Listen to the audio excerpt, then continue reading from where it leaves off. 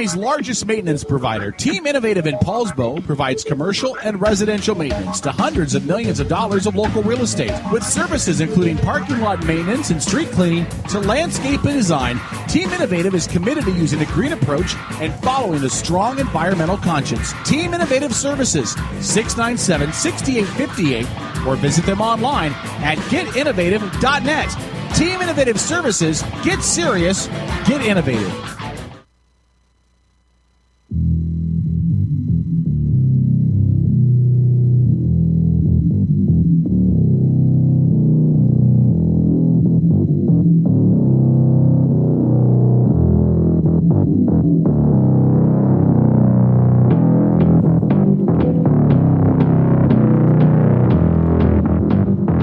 All right, it's the Outlaw Radio Network.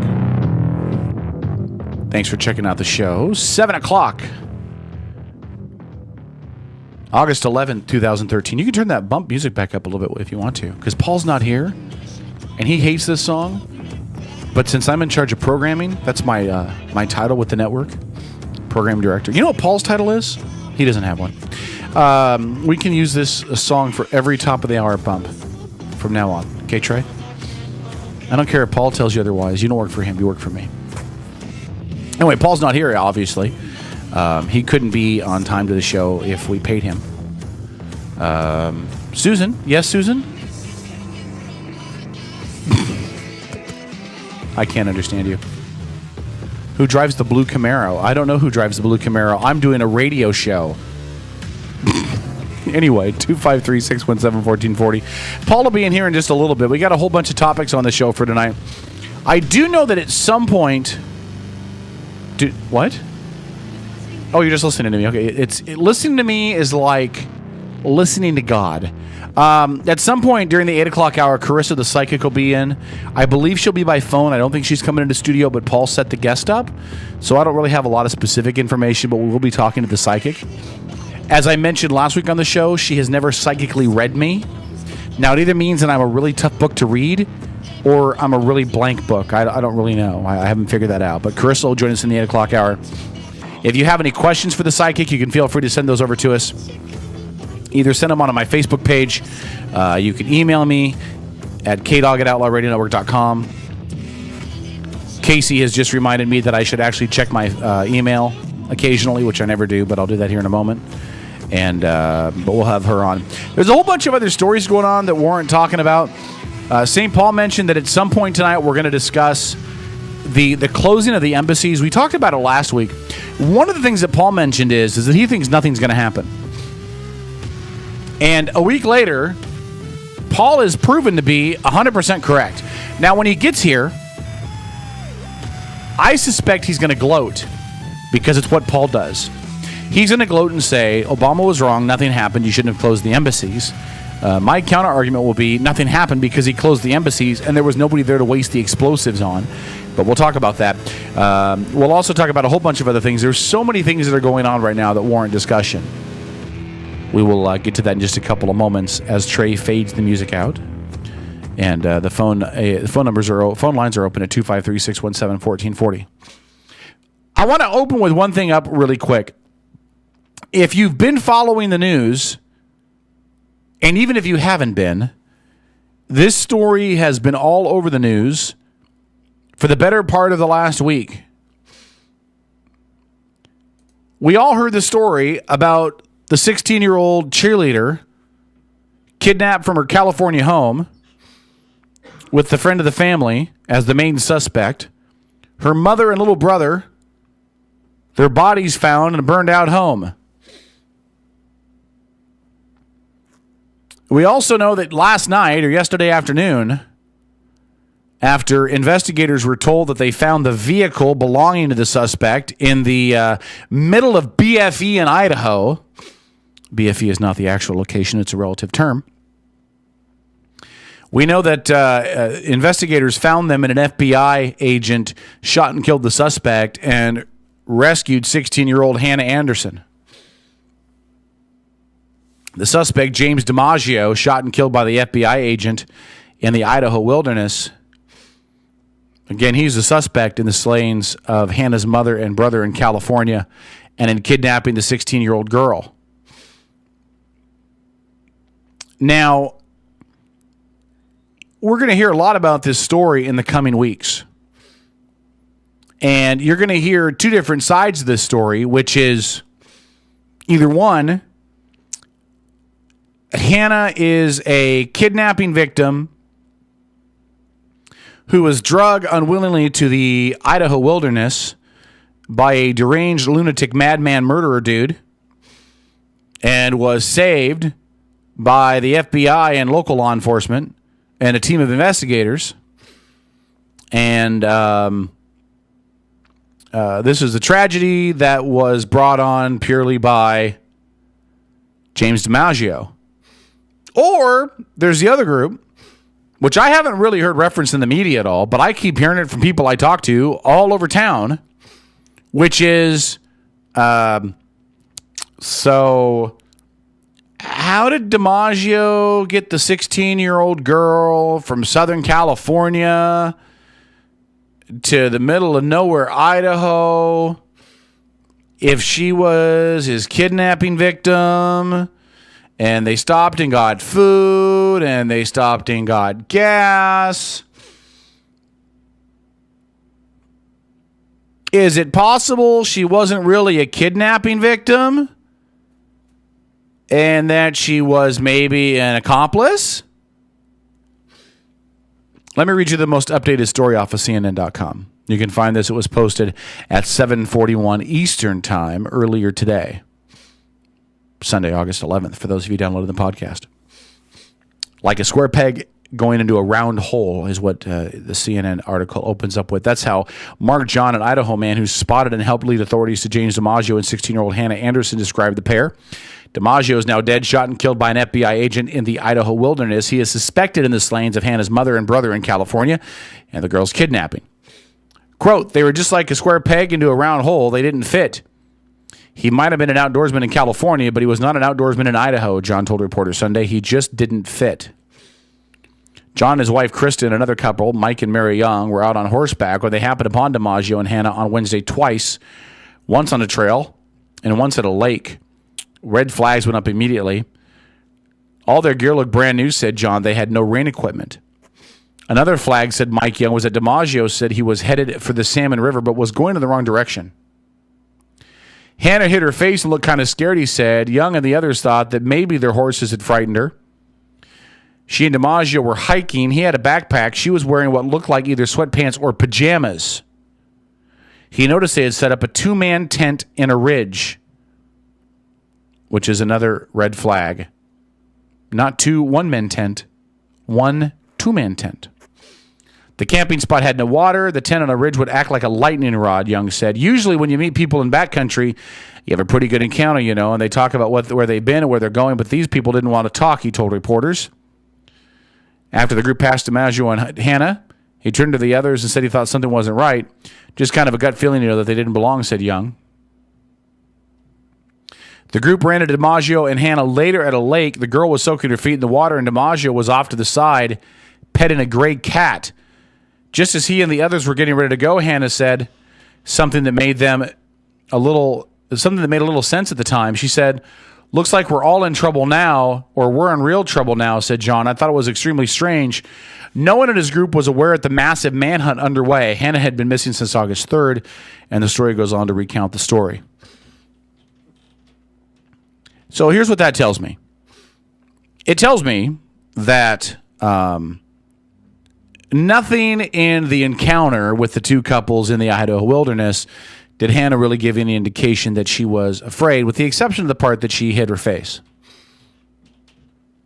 And hiding her face could have been from a number of things.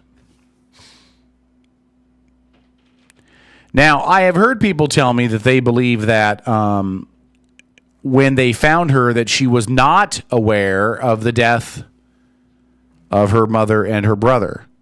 I don't know if that's true or not. I haven't found a story that speaks to that. I'm also not accusing her of anything because I don't know. But the end result becomes this. I want you all to sit back and ask yourself this question about the coverage we've seen in relation to this case. And before you jump to the conclusion that I'm just baiting you again with this stupid conversation that doesn't have any merit, count to 10 and then ask yourself the same question I'm about to ask you. Would the media have cared about this story to the level that it did? Not that they wouldn't have cared, not that it wouldn't have warranted any conversation, but would the media have been all over this to the level that it was? Would it have been at the lead story of every major news network for every major newscast for 7 consecutive days, 6.5 consecutive days, had she not been pretty and had she not been white? Think about that for a moment. Don't believe for a minute that this crap doesn't happen every single day in other communities all over this country that don't involve pretty little white cheerleaders.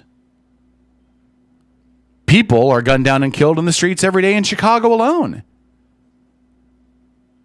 How many teenagers die in Chicago? How many kids under the age of 12 die in Chicago every day?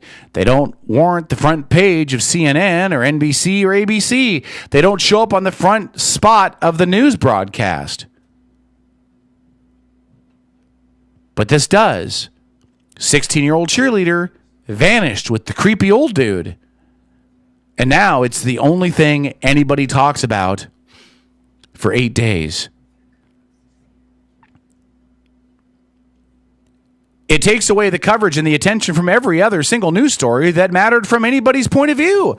We didn't talk about Benghazi anymore, St. Paul wonders. We didn't talk about Benghazi anymore. We didn't talk about the IRS conspiracy problem. We didn't talk about any other story anywhere else. We talked about the pretty little 16-year-old teenage cheerleader who's messing with the creepy old dude and her murdered mother and her murdered little brother. And I don't know for the life of me if anybody would have talked about this to the level it was discussed had she not been a cute little white girl. Because in the inner city neighborhoods in Chicago and New York and Miami and Houston and LA, minority kids, the same age as she was, the same age as her little brother that was burned to death in the fire,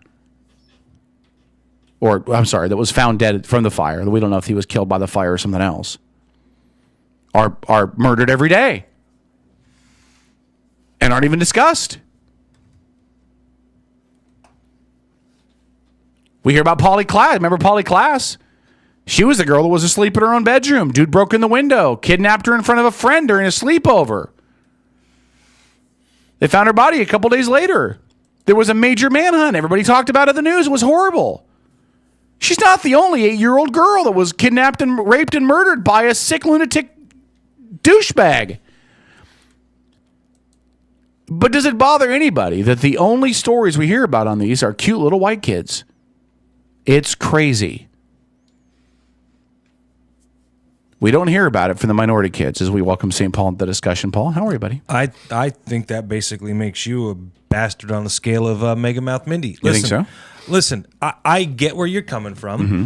Sure. It just doesn't. I don't think it has any basis in fact. If you want to place the blame on somebody, place the blame on the people who are going out there trying to get PR for these missing kids. Okay, because I can give you plenty of examples of children of color and minorities that have had the same level of press emphasis put on trying to find them. Okay. So and listen, what was the name of the girl who won? Who the American Idol contestant who went on to win an Oscar award? Jennifer Hudson. Jennifer Hudson. Very similar situation happened to her. Okay, tons of press.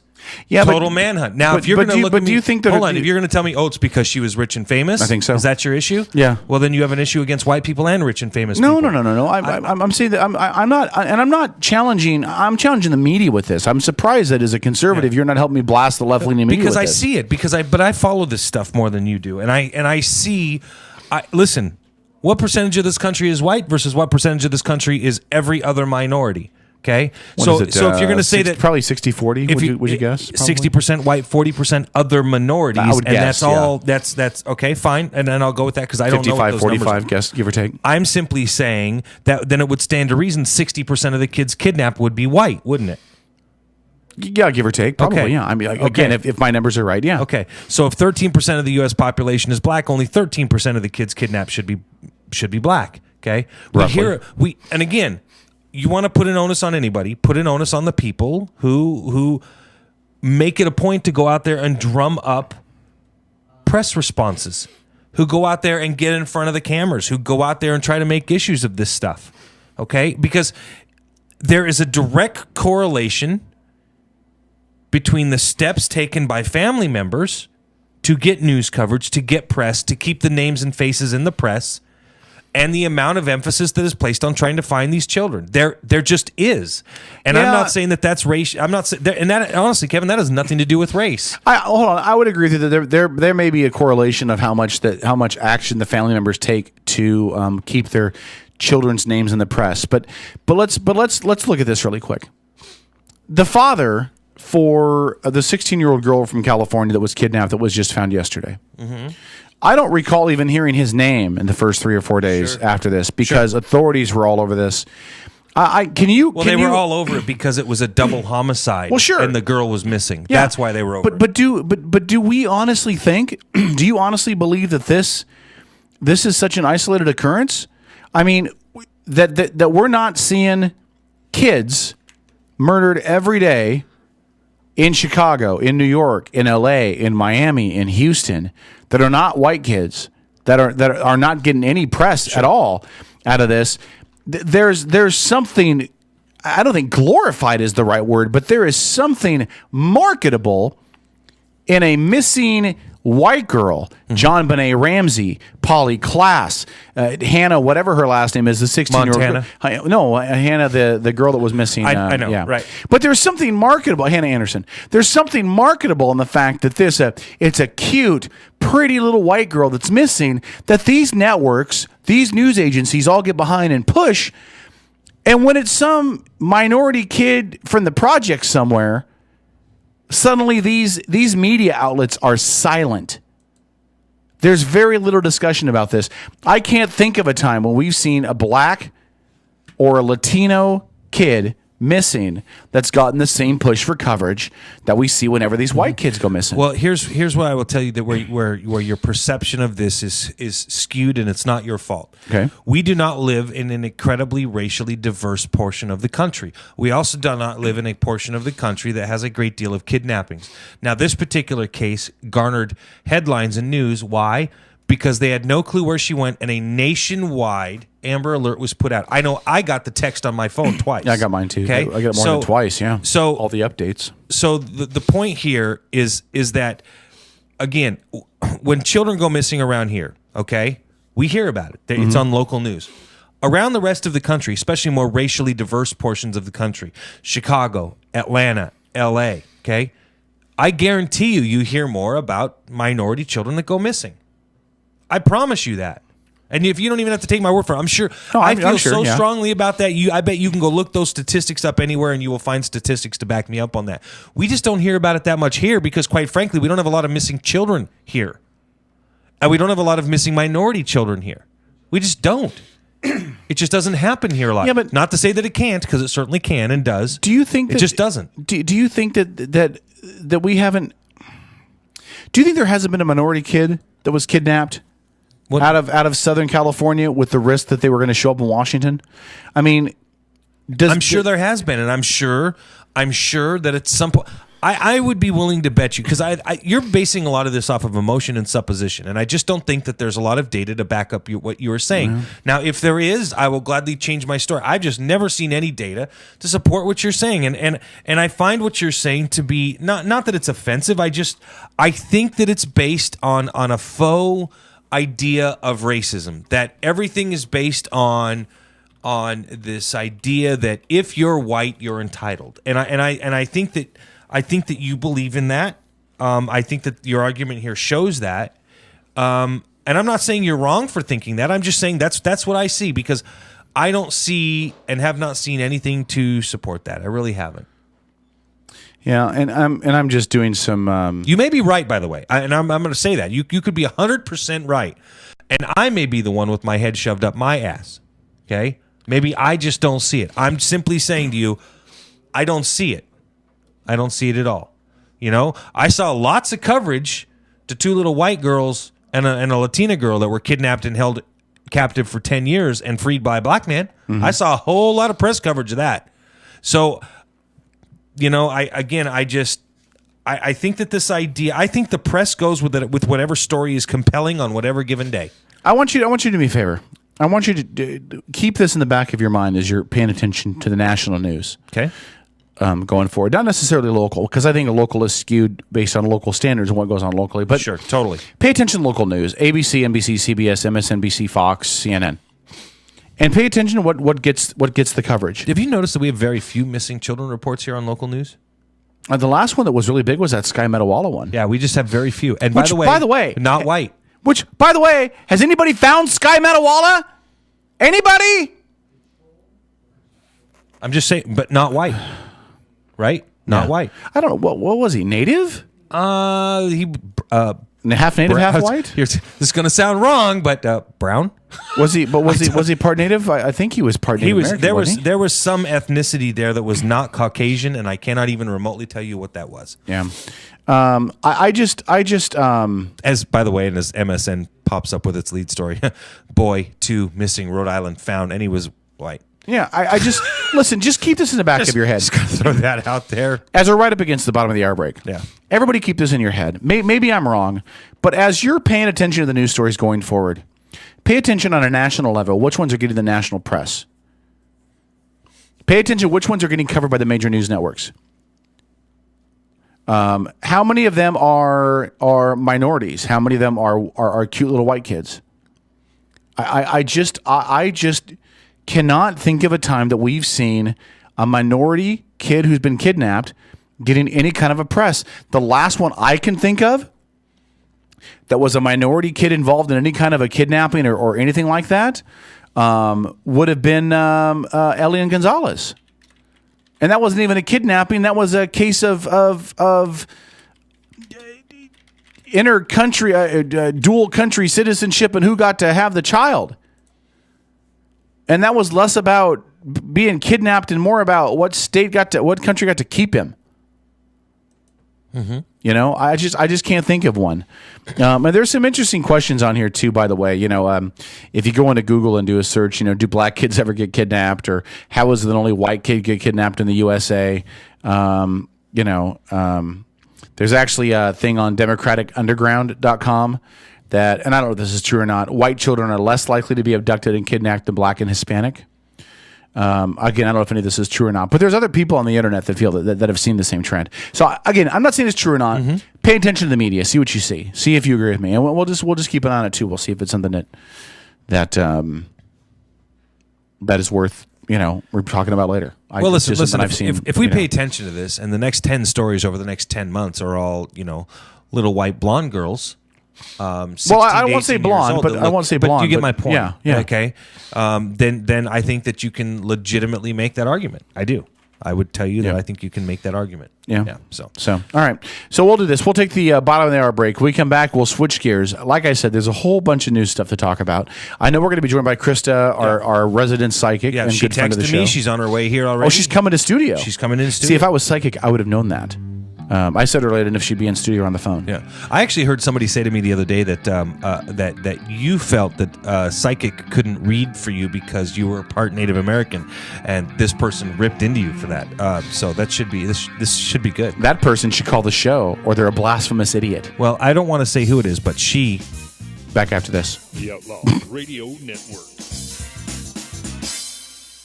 Hey, St. Paul, the voice of reason here. Wanted to send a quick shout out to our friends at Pacific Northwest Artisans. They're a custom concrete and design fabrication company. They can do all of your concrete needs. They can do pathways, walkways, driveways, you name it. You need a new foundation, you're going to do an add-on, give them a call, 731-9812 or 649-0987. Again, that's 731-9812 or 649-0987. Pacific Northwest Artisans, all of your concrete needs.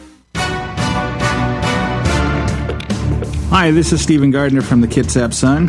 There are 3 things we try to do on the Kitsap Caucus blog. Give you more about the story that didn't fit in the regular piece. Give you the story behind the story. We also try to draw attention to other news you might have missed. And sometimes I like to poke fun at Port Orchard. Read the Kitsap Caucus blog at thekitsapsun.com. Rachel's on the East Side boasts a full menu, including pasta and sandwiches. Plus, Rachel's has got the best pizza in all of Bremerton. And while the weather's nice, enjoy a great night at Rachel's by enjoying their outdoor seating area. Rachel's on the East Side, conveniently located at 1217 Sylvan Way in Bremerton. Rachel's is even open 7 days a week for lunch and dinner. So whether it's a romantic night out or a family outing, enjoy the best food on the Kitsap Peninsula at Rachel's on the East Side. Judy's Sewing in East Bremerton is your one-stop shop for all your sewing, alteration, and clothing repair need. At Judy's Sewing, you can also find tuxedo rentals and bridal party dresses for only $69 and bride's dresses starting at $189. Judy's Sewing at the corner of Fairgrounds Road and Central Valley in East Bremerton, near Handy Andy's, or call Judy at 360-662-1212. That's right, 360-662-1212 for Judy's Sewing. Getting married, entertaining clients, or maybe you're just having a bash with your friends. No matter the occasion, make sure you plug into the tunes with E&M Entertainment. There are tons of DJs out there, but how many of them want to get to know you beforehand so they can play your soundtrack at your event at your kind of price? It's more than just a great selection. E&M plays your great selection, and that makes all the difference. So call 425-971-8078. That's 425-971-8078 for E&M Entertainment. As Kitsap County's largest maintenance provider, Team Innovative in Paulsbo provides commercial and residential maintenance to hundreds of millions of dollars of local real estate. With services including parking lot maintenance and street cleaning to landscape and design, Team Innovative is committed to using a green approach and following a strong environmental conscience. Team Innovative Services, 697-6858, or visit them online at getinnovative.net. Team Innovative Services, get serious, get innovative. All right. So one of the things we need to do is we need to get her on a computer for while she's in here and hook her up with Skype. The bump. Yeah.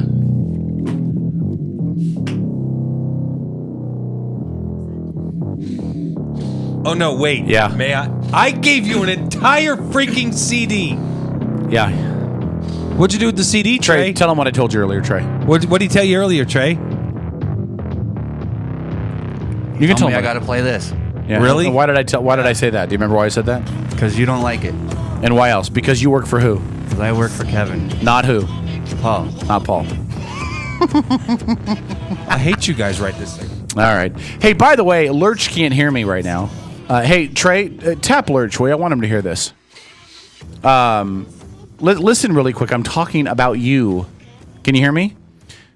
Okay. Can I hear you? On hear Lurch's Facebook page, he posted a copy of Ken Griffey Jr.'s scouting report. I don't know where he found this, but this is the coolest thing in the frickin' world. Where'd you get this? On the what? On Bleacher Report? Bleacher Report's pretty cool. This is the actual scouting report for Griffey from when he was a kid. Yeah. from June of '87. Wow, that's I'll have to read that later. So, and congrats to Junior, although he'll never listen to this show, but for making it in the Hall of. Did you go to the Mariners Hall of Fame game last night? How much of a letdown was it when he came out, gave the speech, had the big video announcement from his son, and the Mariners got waxed 10-0? Was that? It had to be outstanding, and Junior had to be watching the show from the box, going, "Yeah, great," because this reminds me of my first 5 seasons in the Mariners dugout. Yeah, so there you go. 253-617-1440 is the number to call. By the way, look at our logo. Look how he's got the logo behind us. That's pretty sweet, Trey. Nice job, man. Good work. Is it like a flag that's flying or something? I don't know what it is. It's kind of like a stonewashed version of the Seahawk logo. Looks pretty cool. Hey, listen. So I watched. Have you seen? Hold on. Before we get away from the Seahawks and sports, can I say one thing? We have rebooked Kevin Mack to be in studio with us next week. Assuming all goes as planned, he should be in studio next week in the 7 o'clock hour. He's going to sit in. We'll talk some football. We'll talk some sports. We'll get our NFL picks out of the way. We're also going to be joined by DJ D. Dennis, who is the producer for Susan's show right before ours. Mm-hmm. He's a big San Diego Chargers fan. Too bad. So he's going to sit in and help and make picks as well. So we can ridicule him for thinking his Chargers have a chance to make the playoffs. Who's going to make picks for a preseason game. No, we're just gonna pick how we think the season's gonna go. I got Not you. for the I got preseason you. games. I No, got you. no. So I think you're going to dig this. Have you seen the movie Zero Dark 30 yet? No. Okay. Was that the one that had real Navy SEALs in it? No. Or was that the pretend one? What was the one that had real Navy SEALs in it? That was called. Oh, geez, I can't think of the name of it. I actually have that movie on Blu-ray. Anyway, Courage, something Courage. I don't know. Anyway, Okay. So Do you know what it is, Trey? Oh, you're thinking of it too? So Zero Dark 30 was the movie that the White House got into a lot of trouble for because they released sensitive and classified information to the producer, Catherine Bigelow, yes. and her writing team, so that they could accurately make this movie. Now, there's two parts to this sword. Number one, I actually don't have a problem with the White House releasing sensitive information to a movie director and producer who are about to make a movie as historically accurate as possible. I actually don't have a problem with that, contrary to a lot of conservatives out there, right? I think the president Act of valor. did the act of valor. Thank you. Yes. I think Thank you, Trey. I think that the president and the White House did the right thing in releasing information because listen, let's face it, movies are part of our history, part of our culture, and the more accurately they can display true events and how they actually happen, I think the smarter everybody is down the road for it. Now, having said that, having watched the movie, one thing becomes blatantly apparent.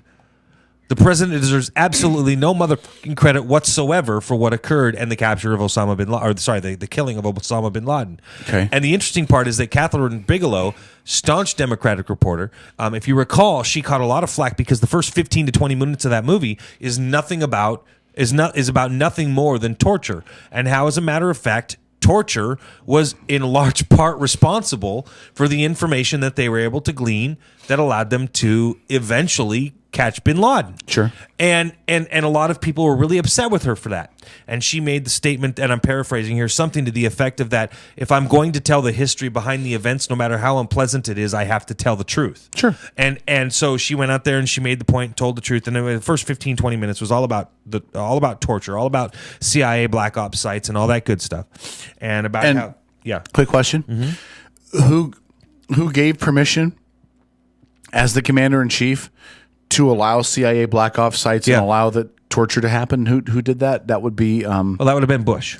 No, because this was after Bush was no longer in office, and who was the president at the time? Oh, you're wrong. Wait, we got the intel that led to Obama all the way back when Bush was president? Oh, yes. Oh, okay. Go ahead then. Yes. As a matter of fact, Congratulations, George. There's a point in the movie where the CIA station chief or one of the head CIA operatives actually looks at Maya, who's the lead on this entire case. Mm-hmm. She was recruited out of high school, and she was the lead on the entire case. And 12 years afterwards, so in 11 or 12 or whatever it was, whatever year it was. Anyway, so she makes the point. She's standing there in the hallway having this discussion with the lead station chief. He says, "Listen, you got to come back to DC with me. I'm leaving. I'm getting out of here." She says, "Why?" He said, "Well, politics have changed, and you don't want to be the one holding the dog collar." And he's implying you will get thrown under the bus to make a political statement for the administration Because of the change torture. in policy. And they're literally sitting there watching Obama giving a interview where he's saying, "We never have tortured, we won't torture, we will not torture, we will never waterboard again under his administration." And so they're watching his interview with Mike Wallace, right, where he's saying this stuff in the movie.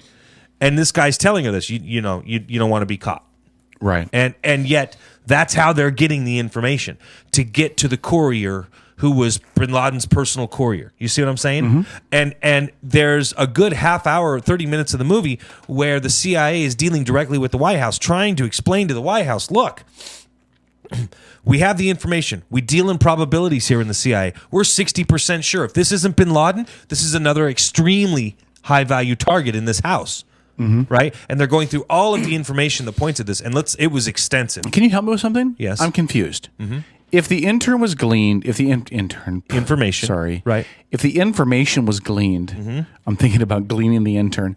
If the information was gleaned when Bush was president, then what happened in the gap between getting info I'll explain that to and you. then getting bin Laden? The info so that they long had later? was that there was the name of an individual. Okay, in Arabic, you have your real name.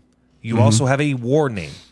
Basically, in life, you are Kevin K-Dog. K-Dog, yeah. Okay.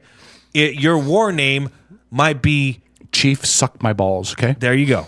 Okay. Thanks, Mikey Malone. You gave that nickname to me. So with that, now let's put that in perspective. So they had his war name, the Courier, because all of these guys that they had captured served with him in Afghanistan. When you're at war, you have a war name in Islam, and so they had this. They had this guy's war name, and it took years and years and years to connect the two, to be able to find out his real name and who he really that makes was. Sense. Okay, and so once they found out who he really was, and they started tracking him, and they started following him, or I should say, looking for him, and they finally found him under Obama. Okay, they couldn't get the administration to give the go-ahead on the op. You know how many days it took from the time they briefed the administration to the time Obama finally said, okay, do it? Now, mind you, nothing changed from day one. It took 121 days.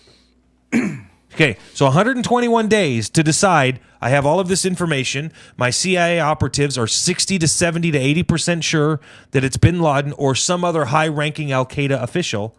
121 days. Okay. To say, okay, go ahead and do it. That's a long goddamn time. And all he had to do was make the choice based on the intel that was being presented to him. The same intel that these people had spent, 11 years collecting. So for me, in watching the movie, it brought a lot of things to the surface as far as, I'm watching this last week. St. Paul said what on the show last Sunday? It's okay. I'll let you answer that in a minute, Kevin. About the president, the vice president, many other members of the administration, and people on, what was the name of that network?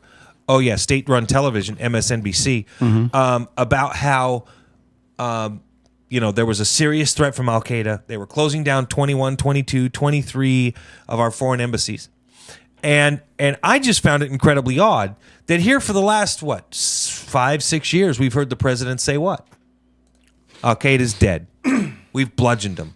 We've killed them. We've hurt them. They're on the run. They're no threat. We've decimated. That's the word they like to use over and over again. Decimated. And by the way, just for those of you who are going, good word. Well, decimated, it means you kick their ass, right? No, actually, decimated means that you take 1 out of every 10 and you kill them. That's to decimate, and it's an old Roman word, and it comes from a Roman philosophy that was used in combat. If the soldiers ran, you would decimate the legion. You would kill 1 out of every 10 men in the legion. And if you take the root, which is deci, which is to be a tenth, it works into meters. It works both ways, doesn't it? Decimal, decimeter. There you go, brother. There you go. So Paul's not making stuff up. So I found it incredibly interesting that here for the last several years we've listened to the president, and you brought up a very good point. I'm going to let you make it here in a minute, about how, and for me it's very annoying because I've listened to this stuff over and over again. Hey, we've decimated al-Qaeda. We've decimated al-Qaeda. Al-Qaeda's on the road. We've decimated al-Qaeda. Yeah, we're going to have to close 23 embassies this week. Apparently there's a serious threat. We haven't seen one since 9/11. And St. Paul, Kevin, yes, went way out of his way to make what point about the threat last week? Do you recall? That nothing would happen. And what happened this week, Kevin? Nothing. Thank you. And having said all of that and pointing all of that out, my point in all of that was that, listen, one of two things was going to happen, okay? Either A, they came out and made a big deal about closing these embassies, and we heard these things on the wire, and so therefore al-Qaeda is going to step back and say, that shit, man, we ain't going to do nothing right now. We're going to crawl back into our little spider holes, and we're going to hide for a while because we're patient, okay? Or two, the entire thing was a ruse, trying to ferret out our communications abilities, trying to determine what we could hear and what we couldn't. Why? Because it's a common military strategy. Sure. It's a very common tactic. Trojan horse. Right? Yeah. Absolutely. Fake them out, see what they're going to do so you can drop new plans to counteract that. So either way, one of the you want to draw them out, you want to bring the fight to us, because at some point you've got to end the fight. At some point there's got to be a killing blow. And if you're not prepared to provide the killing blow, you shouldn't be in battle in the first place. And I'm referring to the president, and I'm referring to the administration. Now, you can sit back and say, well, we got drones in the air. That's not the ability to execute a killing blow. I'm sorry, it's just not. You know what that's an ability to do? Pick people off from a distance. Yep. That's having your snipers out there. That's your picket line. That's all that is. That's not the ability to wipe the enemy off the face of the planet, because at some goddamn point in time, you got to be willing to make the tough call and do it. And the tough call is not saying, well, it's been 121 days. I think there's at least enough information for me to feel secure that if something goes wrong, at least I can blame it on the Navy SEALs. Because that was the point that was made actually to the Navy SEALs, was that if they went in and it wasn't a high-value target, that the Navy SEALs were actually the canaries. They were the canaries going into the coal mine. And that's what they were told. So if there's nothing there and you die, well, so be it. At least the rest of us are safe. So, and this is by members of the administration that were telling them this.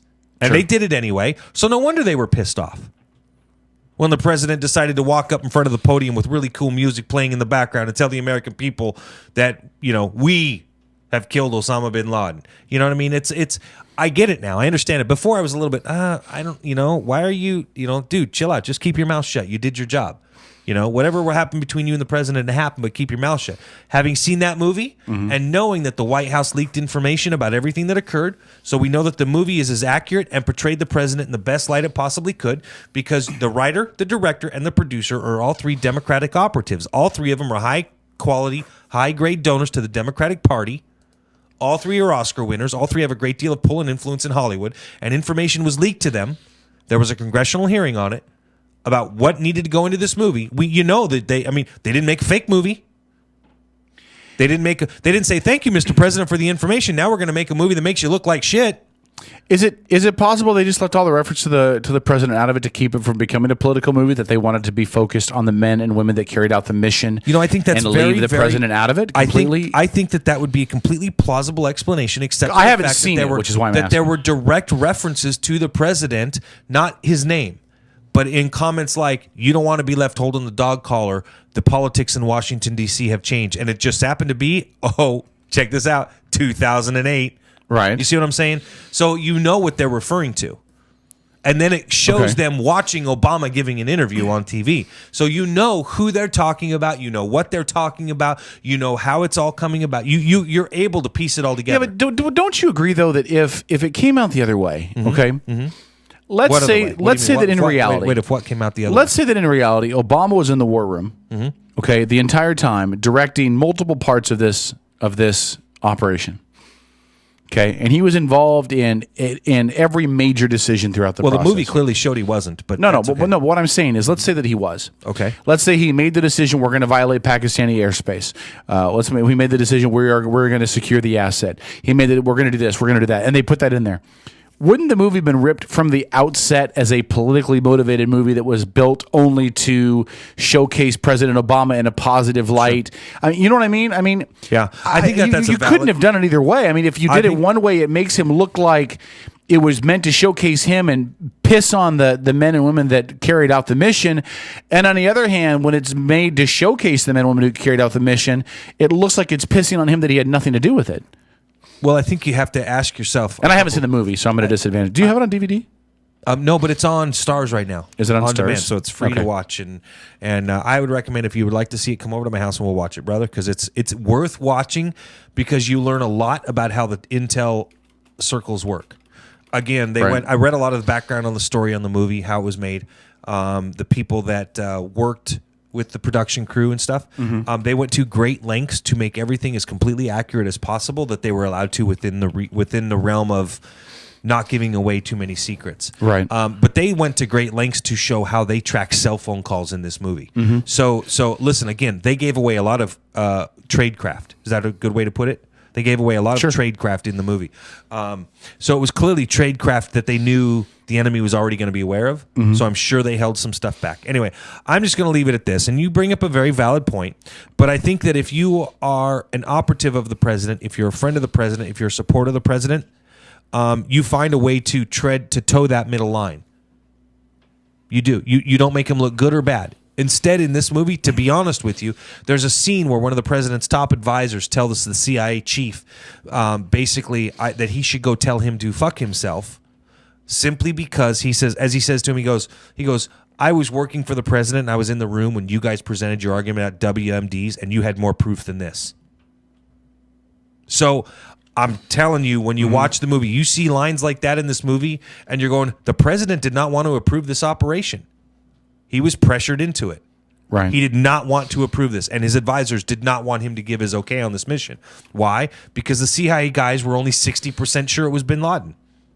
Well, I should rephrase that. They gave it a 60% chance of being bin Laden. Of being bin Laden, yeah. They went through this list. They said, hey, we think there's a 20% chance it's a Saudi drug dealer. Yeah, and the guy looks at him. This is no joke, and he says, really? Show me a drug dealer with no product. He goes, there's nobody coming and going out of the compound. Right. He's not growing any drugs. He's not getting money delivered through the front door. He's not, and he went through this entire diet. He's like, there's no way that this person living in this compound, whoever it is somebody like that. So that was, anyway. Yeah, but listen, but again, doesn't he Obama? Doesn't Obama deserve the credit for making the call to carry out the op? What credit? What credit? Well, for one, he gave the final permission to do the op in the first place. We have to remember that in sanctioning the op, in giving the go to the op, one, we had a 60% likelihood that it was going to be Osama. For one, two, we had to send people in to Pakistani airspace at the risk of pissing off the Pakistanis in the first place. No, we pissed them off. They've scrambled their F-16s. Right. But so we risked that relationship. I mean, Obama risked a lot when he gave the permission to say, let's do that. Now, taking out of consideration the 23, 24, however many soldiers were sent in there to carry out the mission. 24 Navy SEALs. 24 Navy SEAls. Okay, take that out of consideration for this argument because SEALs sign up for that when they sign up. God bless them for doing it, but it's what they sign on the line. All soldiers do. Right. Well, SEALs are a special breed, though. SEALs, Marine Recon, the Special Forces, Rangers. But there were diplomatic implications to what he agreed to. There were political ramifications to what he agreed to. If they went in there and they lost 24 Navy SEAls and it turned out that bin Laden wasn't there, it was political suicide. If they went in there... I don't think so at all. If they lost 24... I don't think so at all. You don't think so? No. That would have been political suicide. He'd already won the election. It would have been political suicide. He would have had no clout. He would have had no clout on Capitol Hill at all. The Democrats would have lost. The Democrats would have lost more seats, and they probably would have lost the Senate. Do you make a call about the security of your country based on a re-election? No, but that's what I'm saying. No, but he made the right call. He did. And is that the right call? How did he make it based on re-election? He was already re-elected. Your argument. No, your argument. Based on re-election results, potential re-election results, do you make a decision to safeguard the country based upon potential re-election results for you or your party? No, you don't. No, you don't. But according to your argument, he probably did, and you're giving him kudos I'm not saying I did. What I'm you saying said he is made the right decision based on the potential election results. That's what you're saying. No, I'm saying he could have faced a major election meltdown had he sent 24 soldiers in there and they died. He didn't do that.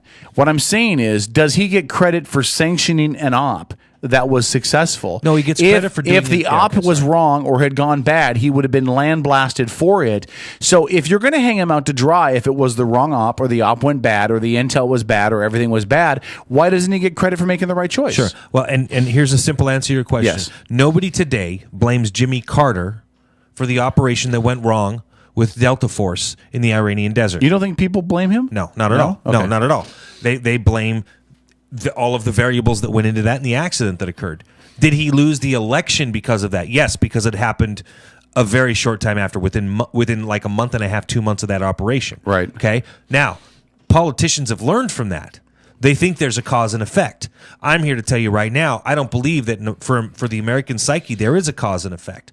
I don't think that Americans sit back and look at an American president and say, hey, you ordered the op, some guys died, now I'm not voting for you again. No. He deserves the same amount of credit that a Navy ship captain gets for ordering his men into combat, for an Army captain who orders his men into combat. Hey, you get credit for giving the order. You don't get credit for everything else, bud. You don't get credit for saying Al-Qaeda's on the run because you didn't do a goddamn thing. In fact, he hampered the effort, which becomes evident in the movie. He hampered the effort by closing down the CIA Black Ops sites. He hampered the effort because he failed to allow CIA operatives, who ended up taking years longer. They were close, they were on the trail, but by being denied the right to use enhanced interrogation techniques on detainees, they lost the ability to garner information in an expeditious manner. Do you think we've really stopped using that enhanced interrogation technique? I'm willing to bet that right now to this administration, and again, I don't fault them for this. This is their policy. That's fine. It's the result of an election. Okay, I actually have no problem. You think they've stopped? I do. I do think that they've It'd be a stopped. shame if they did. I do. I think It'd be a shame if they did. I got no issues using enhanced interrogation techniques, i.e. waterboarding, on people that would just as soon strap dynamite to their chest and walk onto a bus in Israel and blow up a whole bunch of innocents. It's hard for me to argue the moral card when they would just as soon blow themselves up or Right. take a whole bunch of innocent people out with them. I just can't argue that. No, I'm right there with you. I'm just simply making the point that I think that they've probably stopped. I think they've stopped because it was political points and capital that the president Right. made in order to get elected. He tried to appeal to a certain segment of society, et cetera, et cetera. And I think to placate the other segment of society, he's done Sure. what? He's left Gitmo open. Let me ask you a question. Yeah. And I know that other liberals, other people that are untuned to politics that are not necessarily on the right are listening to you. And you brought up earlier about Obama celebrating that we've decimated Al Qaeda, blah, blah, blah. And that's his quote, not mine. And then go back to Bush on the aircraft carrier on the deck with mission accomplished on the banner behind him. And they think, well, isn't it hypocritical to blast Obama for the same thing that Bush did 10 years ago that wasn't right? They've got a point, right? I mean, this is almost just pre-ejaculatory politics, right? It's we think we've done something, we better trumpet our horn for the political capital we're going to gain, and consequences be damned later, right? I think that's a very fair point, Kevin. I think the only difference to draw is Bush's point about mission accomplished was with regards to the war for Iraq. I think that he flew onto the aircraft carrier, stood under the mission accomplished banner, just basically say, hey, listen, we came, we saw, we kicked their motherfucking asses, right? Right. Versus a guy who come out. Now, Bush didn't come out and then say after that, week after week, month after month, say, hey, no war going on in Iraq. We won it. But It's there over. was the implication, though, right? There was the implication with mission accomplished that we were done in Iraq and we were going to start. No. Listen. After we bombed Hiroshima and Nagasaki, it was mission accomplished. We still had a job to do. We still had to put troops on the ground. We still had to go in and take care of the Japanese populace, which is exactly what we were going through from that point on with Iraq. Now, did they make mistakes? They did, and the biggest one was disbanding the Iraqi army. Yeah. So again, you can look back and you can say there were mistakes made. Was it mission accomplished? Well, I still think it was mission accomplished. It just probably wasn't the right way and the right manner in which to say it. Yeah. But you know what? So be it. And again, that was one time. Obama's quoted here 30 different times in the last several years, talking about how Al Qaeda's been decimated and they're no longer a threat. I think quickly what we're seeing with politics is less now about action and more about selling things to the American public to make yourself look good and there you go. And action be damned. And I think we're seeing that from both parties now. Sure. Outlaw Radio Network, we're going to bring a true psychic on next. Stay tuned. Outlaw Radio Network, edgemediasource.com. Get outlawed. From NPR News in Washington, I'm Barbara Klein. Israel's housing minister today gave final approval for nearly 1,200 Jewish settlers' homes to be built in the West Bank and East Jerusalem. The move comes just days before peace talks with Palestinians are scheduled to resume. Shira Frankel reports. Construction permits will be published today for 793 units in East Jerusalem and 394 in the West Bank, in one of the largest pushes for settlement construction in recent months. Israel's housing minister Uri Ariel dismissed international criticism of settlement building, saying that he did not consider it an obstacle to peace. Ariel said that Israel would not be dictated to by other countries over where it could and could not build. Palestinian official Mohammed Shataya said that the move by Israel could threaten peace talks, which are scheduled to resume this Wednesday. For NPR News, I'm Shira Frankel. Egyptian security forces say within 24 hours they may restrict access to sit-in sites where demonstrators are supporting ousted President Mohamed Morsi. The warning comes hours after Egypt's leading sheikh called for talks. Spain says it's broken up a human trafficking ring smuggling Chinese nationals into the U.S. and Europe. From Madrid, Lauren Freyer reports the investigation took 2 years and is just now being made public. 75 people have been arrested, 51 in Spain and another 24 in France. Among the suspects, the alleged ringleaders of a Barcelona-based smuggling ring. Spanish investigators say Chinese citizens would pay the traffickers up to $66,000 to supply them with fake identities and passports, then smuggle them into the U.S. and several European countries. The leaders were allegedly based at Barcelona's airport, and many of the people they trafficked ended up in the sex trade, investigators say. Monday. Most of the arrests took place in June, the result of 2 years of police work, and were made public by Spain's Interior Ministry this weekend. Officials also confiscated 81 fake passports, they said. For NPR News, I'm Lauren Freyer in Madrid. 4 horseback riders in Idaho who notified law enforcement officials that they encountered a missing California girl and her alleged abductor are saying the pair seemed out of place and ill-equipped in the wilderness. Mark John says he realized who they were when he returned home and turned on the TV. Went into the house and the news flashed on. And the Amber Alert was on the television, and I told my wife, I said, that is that girl we seen on the mountain. 16-year-old Hannah Anderson is expected to be reunited with her father today. Federal agents shot and killed her suspected abductor, James DiMaggio, who's also believed to have murdered Anderson's mother and brother. American golfer Jason Dufner is the winner of this year's PGA Championship, his first major title. Dufner started the day a shot behind Jim Furyk and finished 2 shots ahead of him at 10 under par. This is NPR. Fire officials in Southern California say they've made major progress against the Silver Fire in the San Jacinto Mountains. The blaze has now scorched more than 30 square miles, but crews say it stopped advancing and is 75% contained. Nonetheless, evacuation orders for several communities remain in effect.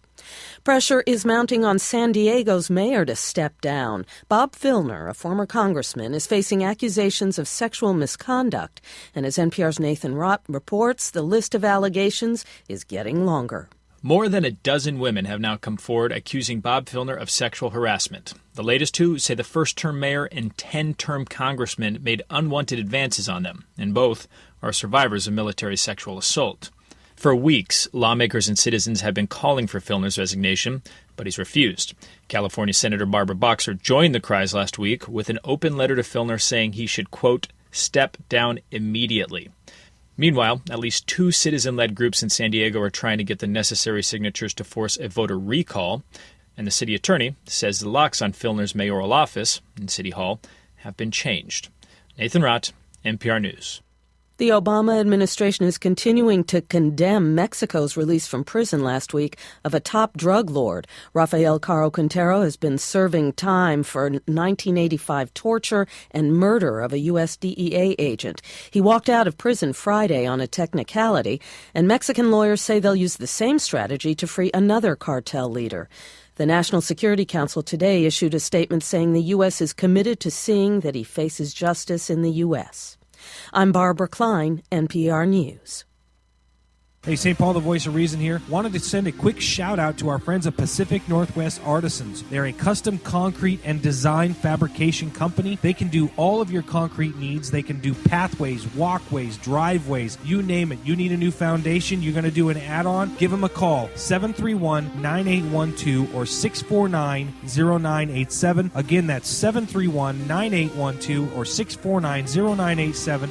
Pacific Northwest Artisans, all of your concrete needs. Hi, this is Stephen Gardner from the Kitsap Sun. There are 3 things we try to do on the Kitsap Caucus blog.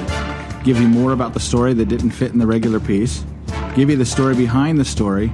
We also try to draw attention to other news you might have missed. And sometimes, I like to poke fun at Port Orchard. Read the Kitsap Caucus blog at thekitsapsun.com. Rachel's on the East Side boasts a full menu, including pasta and sandwiches. Plus, Rachel's has got the best pizza in all of Bremerton. And while the weather's nice, enjoy a great night at Rachel's by enjoying their outdoor seating area. Rachel's on the East Side, conveniently located at 1217 Silverway in Bremerton. Rachel's is even open 7 days a week for lunch and dinner. So whether it's a romantic night out or a family outing, enjoy the best food on the Kitsap Peninsula at Rachel's on the East Side. Judy's Sewing in East Bremerton is your one-stop shop for all your sewing, alteration, and clothing repair need. At Judy's Sewing, you can also find tuxedo rentals and bridal party dresses for only $69 and bride's dresses starting at $189. Judy's Sewing at the corner of Fairgrounds Road and Central Valley in East Bremerton, near Handy Andy's, or call Judy at 360-662-1212. That's right, 360-662-1212 for Judy's Sewing. Getting married, entertaining clients, or maybe you're just having a bash with your friends. No matter the occasion, make sure you plug into the tunes with E&M Entertainment.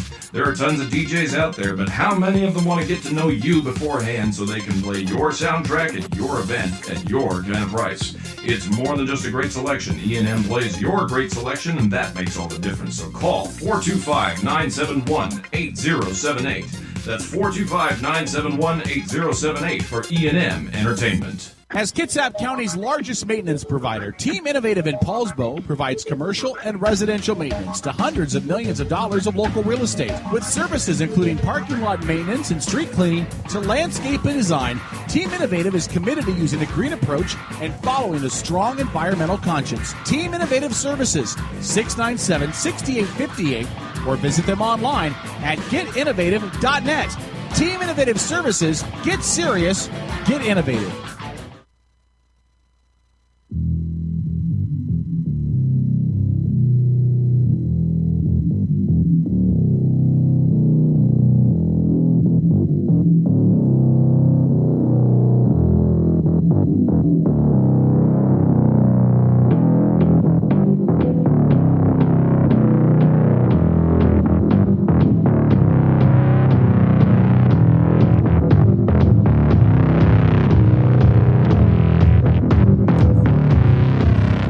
All right, it's the Outlaw Radio Network moving on into hour number 2. Thanks for checking out the show. K-Dog, the Loose Cannon, along with St. Paul, the voice of reason.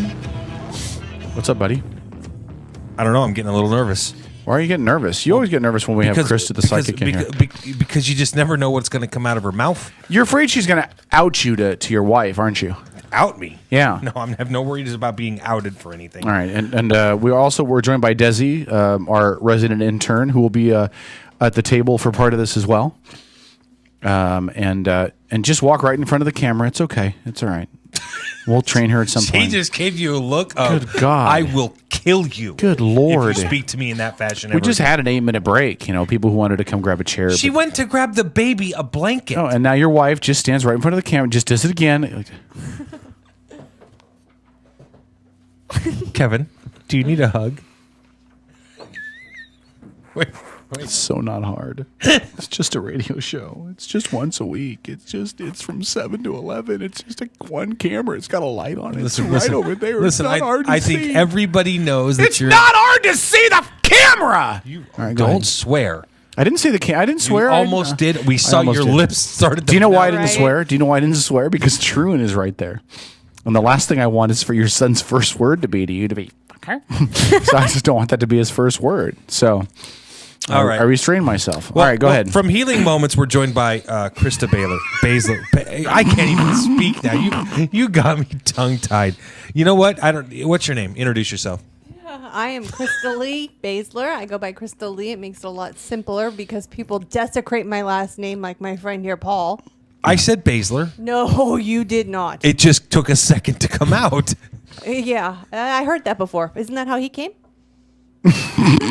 All right. That was a bank. Krista Lee. That was a bank deposit I couldn't withdraw. What do you? Krista Lee, our resident psychic and good friend of the show. Thanks for coming in again. Desi joining us, our resident intern. So, before we get into this, you and I were talking before during the break, and you were kind of explaining about what spirits don't do, or kind of. And I asked you to stop because I want you to explain that to the listeners too.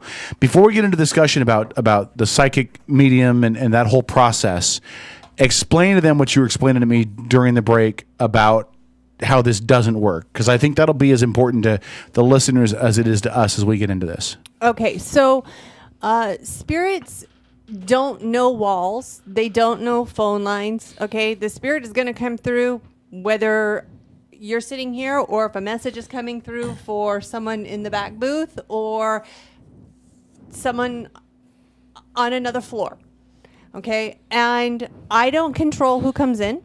I don't control what is being said. I don't control how the information is being processed or passed on. I don't filter anything. So whatever comes through, I'm going to repeat verbatim. And that's really important because a lot of times people come in with an expectation. And that expectation is, well, if I don't hear from Uncle Joe, then this whole process is null and void, even though Aunt Sandy came through with 45 validations as to your family members are here, And they're giving you the gift of knowing that the soul is eternal. They're giving you the gift of knowing that they have crossed over but continue to stay with you. And you throw that process away because you did not hear from Uncle Joe. You've lost the entire integrity of the process of the other side coming through. Okay, fair enough then. So it's something that you're just receiving the flow, so to speak. I mean, She's a television set, man. Well, yeah. To overly simplify, you're the bathtub. You're just going to receive the water. You're not controlling what's coming. You're just going to be the person to receive it, and then you're gonna. Yeah, I consider myself a bridge between the living and the non-living. Mm-hmm. Okay, you can talk to spirit anytime.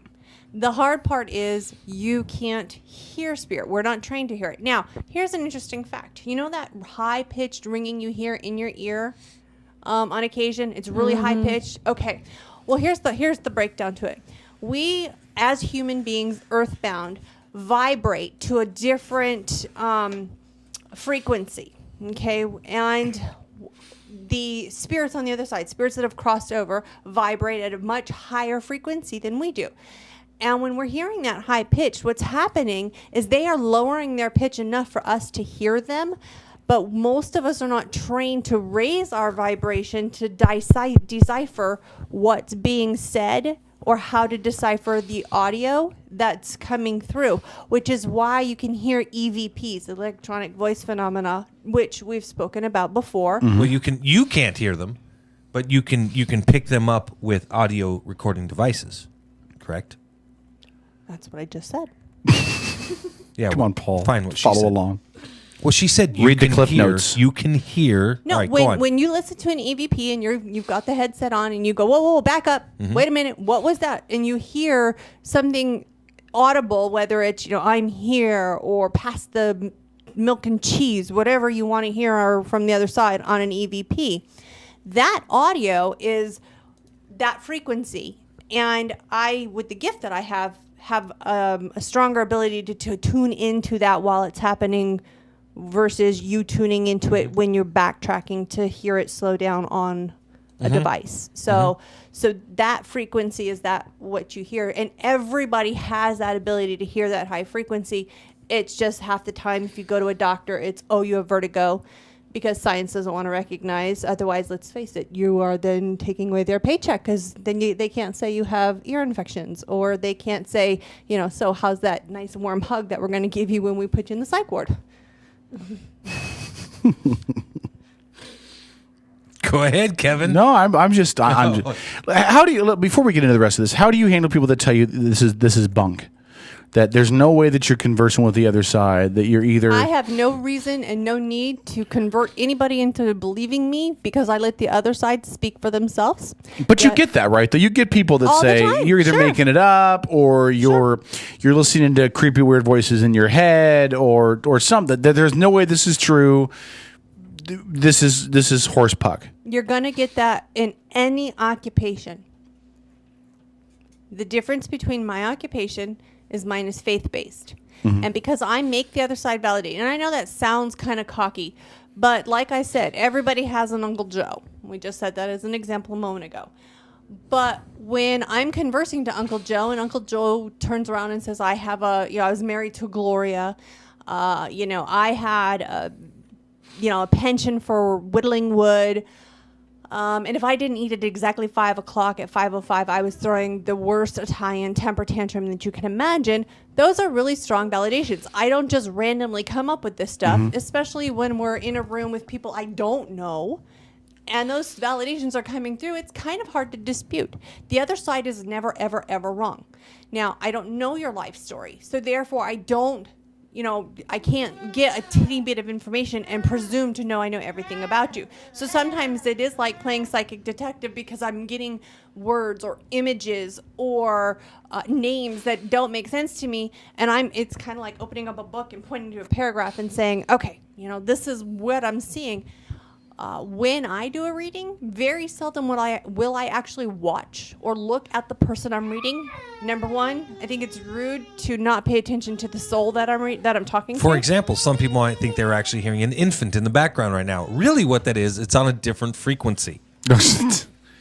It's true.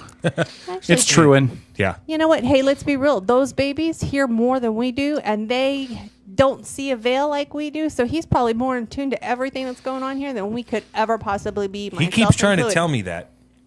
That's right. Truan's a good kid. He's a good boy. Dad, you just don't understand. I know. Thank God he looks like his mom. All right, go ahead. Okay.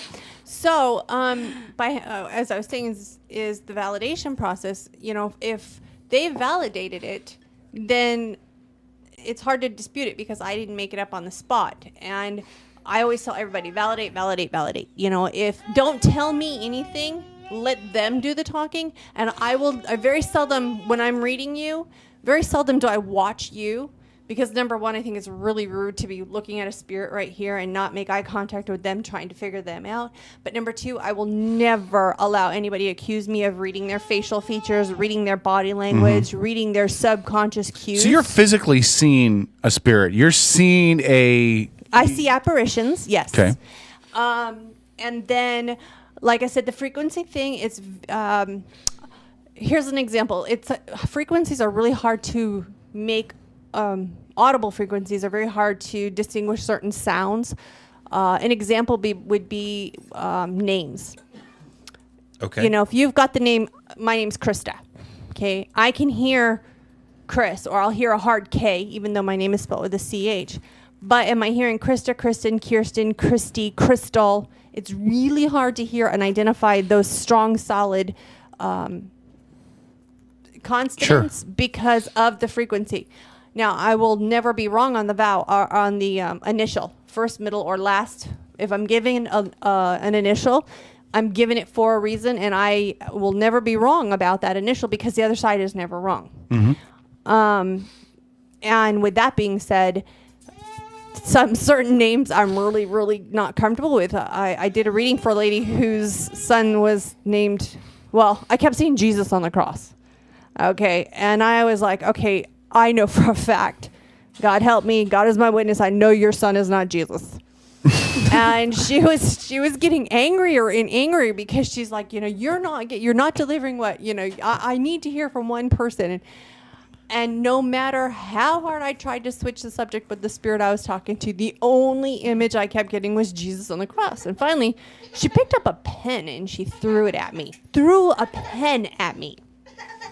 And I just said, okay, we're done. And she you know, I'm a redhead. I'm human. You throw something at me and something else is going to get thrown back, and it's probably going to come in the form of 5 fingers and a thumb, or 4 fingers and a thumb. So she says, I just wanted to hear from my son, Jesus. And I was like, are you freaking kidding me? Jesus and Jesus, they're the same name. Same name, just different pronunciations. Yes. Yeah. So anyway, long story short, I'll be right on that was when my spirit guides, my team decided that we will be right on the initials and we're not going to mess with names anymore. Okay, fair enough. All right. But it does open up skeptics to be able to, for example, when you say, I don't have any control. If you, for example, start giving out information because spirit is coming through to you, okay, and nobody in the room is saying, yeah, this has anything to do with me, right? It does open you, I think you have to admit, it does open you up realistically to some ridicule or to some people pointing a finger and maybe saying, you know, hey, she's a charlatan or other things, right? And that's something that's got to be difficult to deal with. Validations do not always happen in this moment, okay? And we call those aha moments. That's when you are so... The come into Jesus moment? You come into Jesus. What happens... Couldn't help it. That's okay. It happens to everybody. I don't care who you are. It's happened to me, where you get psychic amnesia. You are so... adamant that you only want to hear from so-and-so, or... Keep that up to your mouth, yeah, so the listeners can hear you. Grab it like you want it. It's a microphone. Come on. Look at the redhead's turning red. I might be a psychic medium, but I'm a pervert. I'm sorry. It just is what Go it ahead. is. There went the show right there. Okay, go ahead. So, what were we Psychic talking- amnesia, ladies and gentlemen. Oh, psychic There you amnesia, go, psychic amnesia. Where you're so hell-bent on you want to hear from one specific person, or you're looking for one specific detail that's going to be the end-all, be-all, that's going to prove who I am. I always use the example of a penny in the shoe. If, Uncle Joe's come through and he's talked about Gloria and he's talked about his woodworking, but you put a 1976 penny in your shoe and this whole thing is null and void until I tell you have a penny in your shoe, then I am not going to meet that expectation. Oh, right. Sure. Of course. It's like, Okay. it's like, somebody's going to hit me for this, I'm sure. It's like, Better you than me. it's like when you're a man and you're married to a woman and Might have another man. She has certain expectations Right. of you, which you are completely unaware of. Mm-hmm. And then We're talking about that in the fourth hour, and then by the she way. sets you up for failure by not informing you, hey, I have certain expectations about today, something I want done today, but there's no information. They don't tell you they want something done today. So when you don't do something today, you've already been set up for failure. It's very similar to that. That's exactly that. And I have to tell you that if you're waiting for me to tell you that if you have a 1976 copper penny in your foot, you've got worse problems than meeting with a psychic because you have neuropathy. And if you can't tell that that penny's in your shoe and you can't feel it, you need to go see a podiatrist, not a psychic. Because you may have a really bad case of diabetes and your foot may be not feeling anything. You don't need a psychic to yeah. identify that. That's right. That's right. So how does when you go to do and now what do we call these exactly? When you go do I'm reading here, healing moments with Krista Baszler, psychic medium by appointment only. What do you refer to these? Do you refer to it literally as a healing moment? You know what? I chose the name Healing Moments because I cannot help you during I can't help you go through grief. Grief has process. Grief has stages. And when someone recently passes over, very seldom are you ready to heal from that because you are still in the moments of shock. But when you hit a certain point in the process of accepting change in your life, whether it's the loss of a loved one, the loss of a relationship, the loss of maybe your independence, whatever, I'm able to offer insight and connect you to that spirit. And again, I make the other side validate, so it isn't just random words. And it's when you have that moment of clarity, when you have that moment of acceptance or peace that comes over you, it's in that moment that you experience healing. And that occurs not only in the physical form, but for the spirit as well. If a spirit that's crossed over is not settled and really just needs to get a hold of you to say, Paul, I'm watching out for your siblings and I'm talking to you right now. And I know you know what I'm talking about. I'm not playing games with you right now. Okay, go ahead. Okay, I'm watching out for your siblings. Yeah. You need to understand that they're in my hands right now. Okay, there is unrest because there's a fear that you think that they're not being taken care of. And I'm telling you right now that he hasn't left their side. And this is what I wanted to tell you last week. Yeah, okay. Okay? Even though you're wondering where the hell everybody's gone and why these are happening to your siblings, I'm just letting you know that they haven't left your side. Your dad is still definitely watching out. Okay. I get that. I just don't know what to say to that when you say that. So I will leave it that at that right there. So is that all you had to say? No. But we're does not not to that surprise me. point. We're not to that point yet in this whole Yeah, process. go ahead. But I don't want to stop to let you. you know, but I have to let you know that, and I'm getting ahead of myself because I really wanted to do this in the second part of us meeting together. I'm not a big baseball fan. Like watching it, yay, Rainiers. Paul's not a big baseball fan either. He plays softball. But go ahead. But there was a female spirit that came through while we were driving here, and I was in a little tiff with my daughter, my 19-year-old daughter, who seems to think she's now all that, the bag of chips. And It's common for 19-year-olds. that's what they keep telling me. 19-year-old girls, anyway. Yeah, That's what they keep telling me, but I'm still ready to smack her into next week and ask her what the weather's like. But that being said, I kept hearing the name Nolan. And then I kept seeing Nolan Ryan, the baseball player. And I thought, well, why would Nolan Ryan, the baseball player, why would that come to my head? And then I saw Nolan Ryan split into two. And I thought, what the hell does that mean? And I realized that somebody here, I don't know who yet, is connected to a Nolan. And I don't know if Nolan, when it's split, is either a twin or Nolan is named after another Nolan or what. But then all of a sudden, I see in all of its glory the military. So there's a connection to somebody here with the name Nolan who has a connection to the military. And with that said, that will go into the next segue because there is a female talking about this Nolan person who's crossed over, grandmother figure, who's also with us, with your dad right behind you. So that's great. Do we have to go to break? I think we have to go to break in a minute. Yeah. Do you have any Nolans in your family? Do you have any what? You have any Nolans in your family? No, but there is a Ryan upstairs. No, but there's a. I just had to point that out. No, but I want to let you know right now that it's not connected to you. The Nolan was not and is not, because your dad's like, it's not me. Yeah, there's three Nolans in mine. There's three there are three Nolans in mine. My grandfather was named Nolan. My brother's name is Nolan. His son's name is Nolan, and his son is either back from Afghanistan or going back to Afghanistan or in Afghanistan. Well, then that's interesting because I'm gonna point out. I don't know what she's doing out there, but She's being your wife.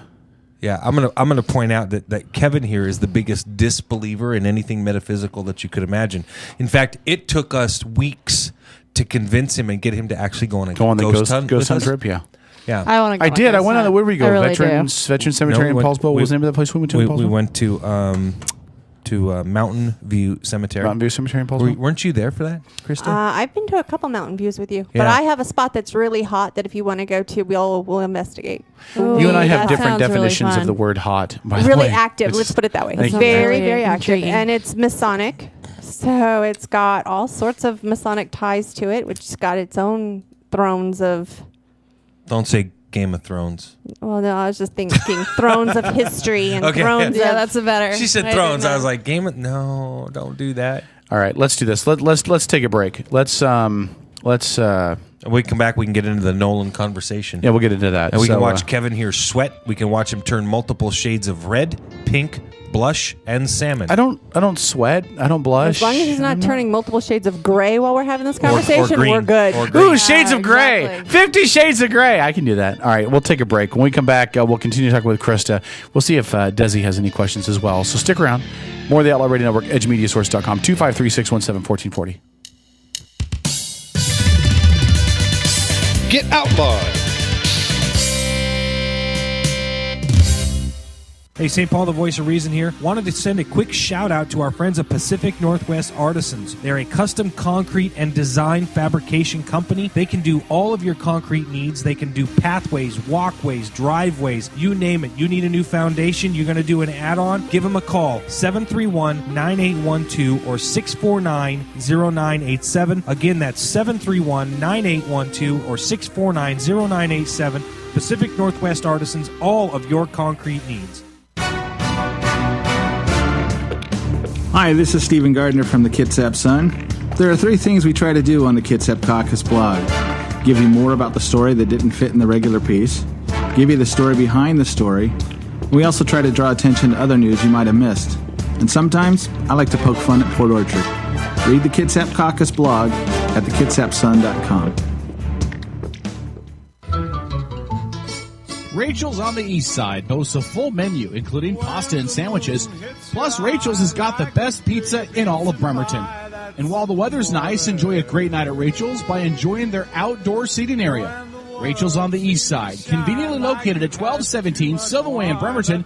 Rachel's is even open 7 days a week for lunch and dinner. So whether it's a romantic night out or a family outing, enjoy the best food on the Kitsap Peninsula at Rachel's on the East Side. Judy's Sewing in East Bremerton is your one-stop shop for all your sewing, alteration, and clothing repair need. At Judy's Sewing, you can also find tuxedo rentals and bridal party dresses for only $69 and bride's dresses starting at $189. Judy's Sewing at the corner of Fairgrounds Road and Central Valley in East Bremerton, near Handy Andy's, or call Judy at 360-662-1212. That's right, 360-662-1212 for Judy Sewing.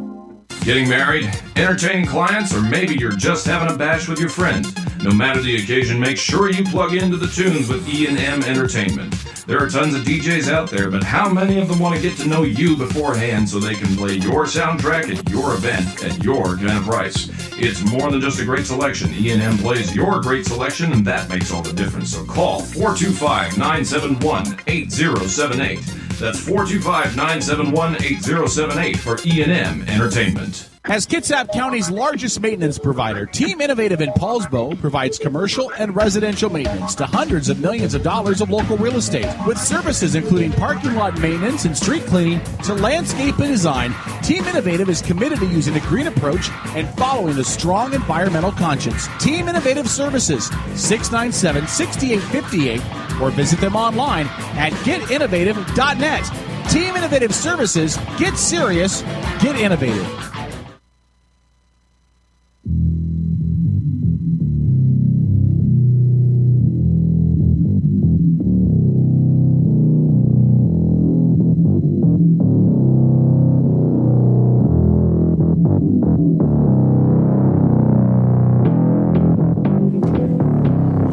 Trusty score. We need one. Microphone's on, you know.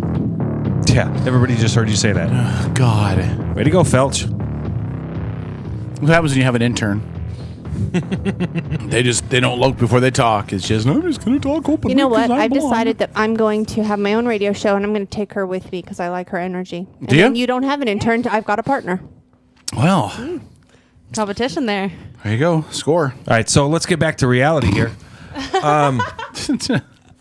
So can I just read what you have here on your Yes. flyer, your informative Can I eat my hot flyer? dog while you read? I'm just kidding. Go ahead. By the way, Yeah. can we? I don't care if you have to lie and make something up. Can you say something about eating hot dogs during the show? Tell him there's a spirit on your shoulder saying, "Kevin, you I don't eat them during the show. I eat them during break. Oh, you can hear that. Are you jealous that's my that he bad. put a wiener in his mouth and you didn't? What is your issue with me having a hot dog during break?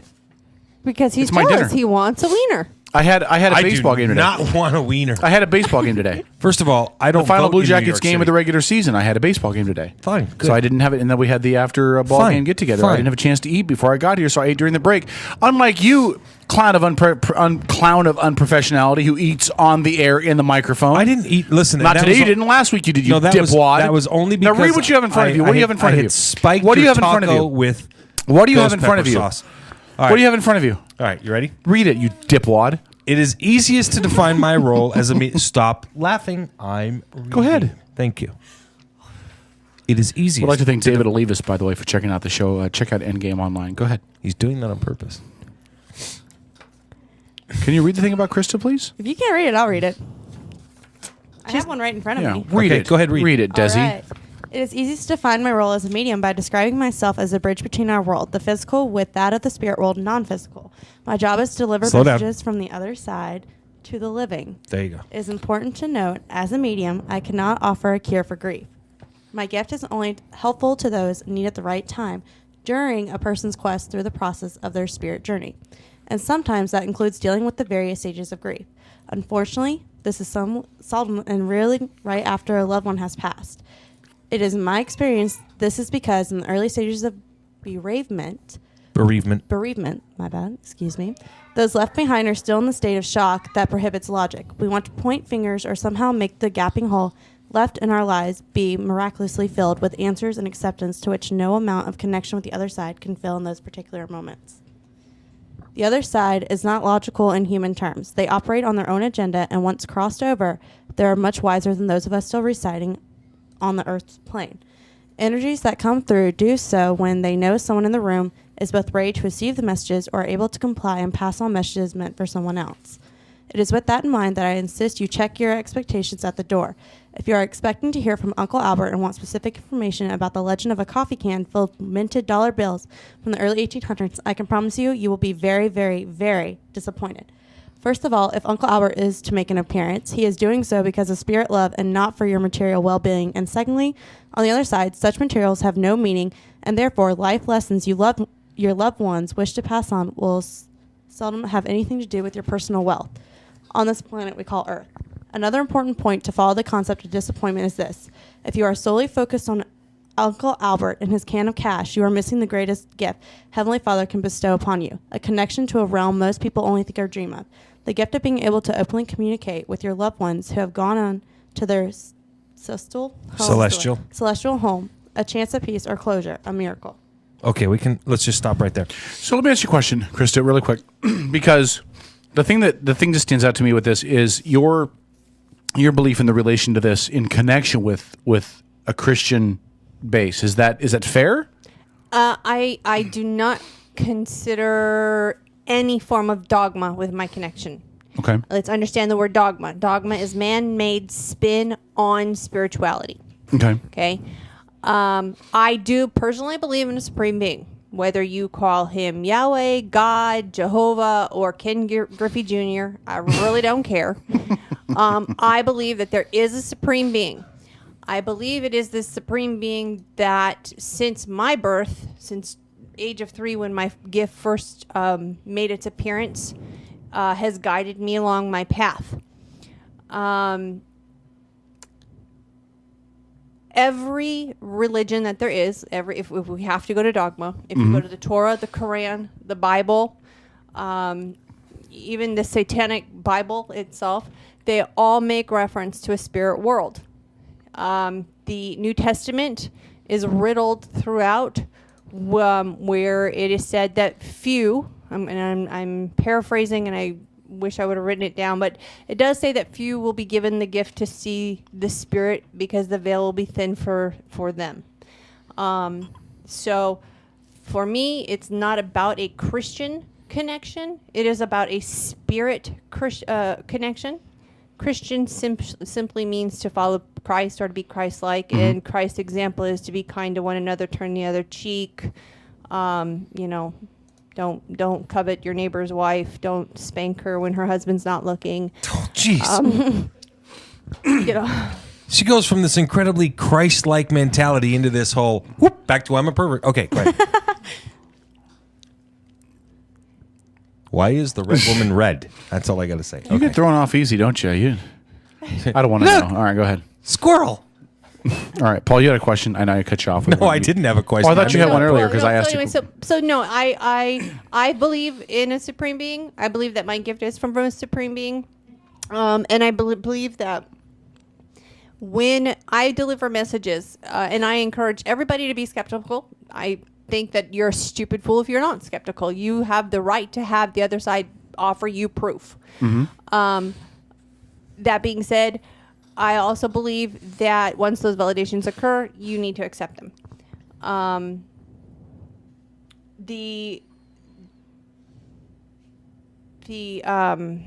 So you're the FedEx man. You're the UPS guy. Yeah, I deliver the messages. Right. And so your point is, listen, you might not know what's in the box, but when the FedEx guy comes up to your door, don't go, dude, who are you? I'm wearing a FedEx uniform. I'm right here. Worry about what's in the box, son. Right? That's exactly. Yeah. Okay. Yeah. All right. I got you. All right. Good. Fair I hope enough. for all of you that are listening, trying to put this all together, that forms a good visual connection for you. Yeah. There we go. And you have to check your expectations at the door. I will disappoint you 100% of the time. If you come in with that expectation of your penny in the shoe, I will guarantee you I will disappoint you. And don't waste my time. Don't waste your time. That's Fair rough, enough. because if my wife ever said that, I would just be blown away. All right. Your wife is kind of disappointed in you 100% of the time. I will disappoint you 100% of the time. Ken, are you cool with that? He's like thumbs up. Thumbs up. There you go. Yep. My wife Nice. disappoints me regularly. We're good. Okay. The best part about it is that look at that look. He's like Look, over there. no. He's in production. He's like, yep, thumbs up. the best part about it is if you know you're going to disappoint her 100% of the time, what's the use in trying? You can just give up. It's just why bother? Ken's like, here's 2 batteries and a gift certificate. Wait till the 4th hour. By the way, I'm going to shed some light on all of this in the 4th hour in the last call. In fact, if Harm really wants an education, she needs to pay attention during the last call tonight. That's all I'm going to say. But go ahead.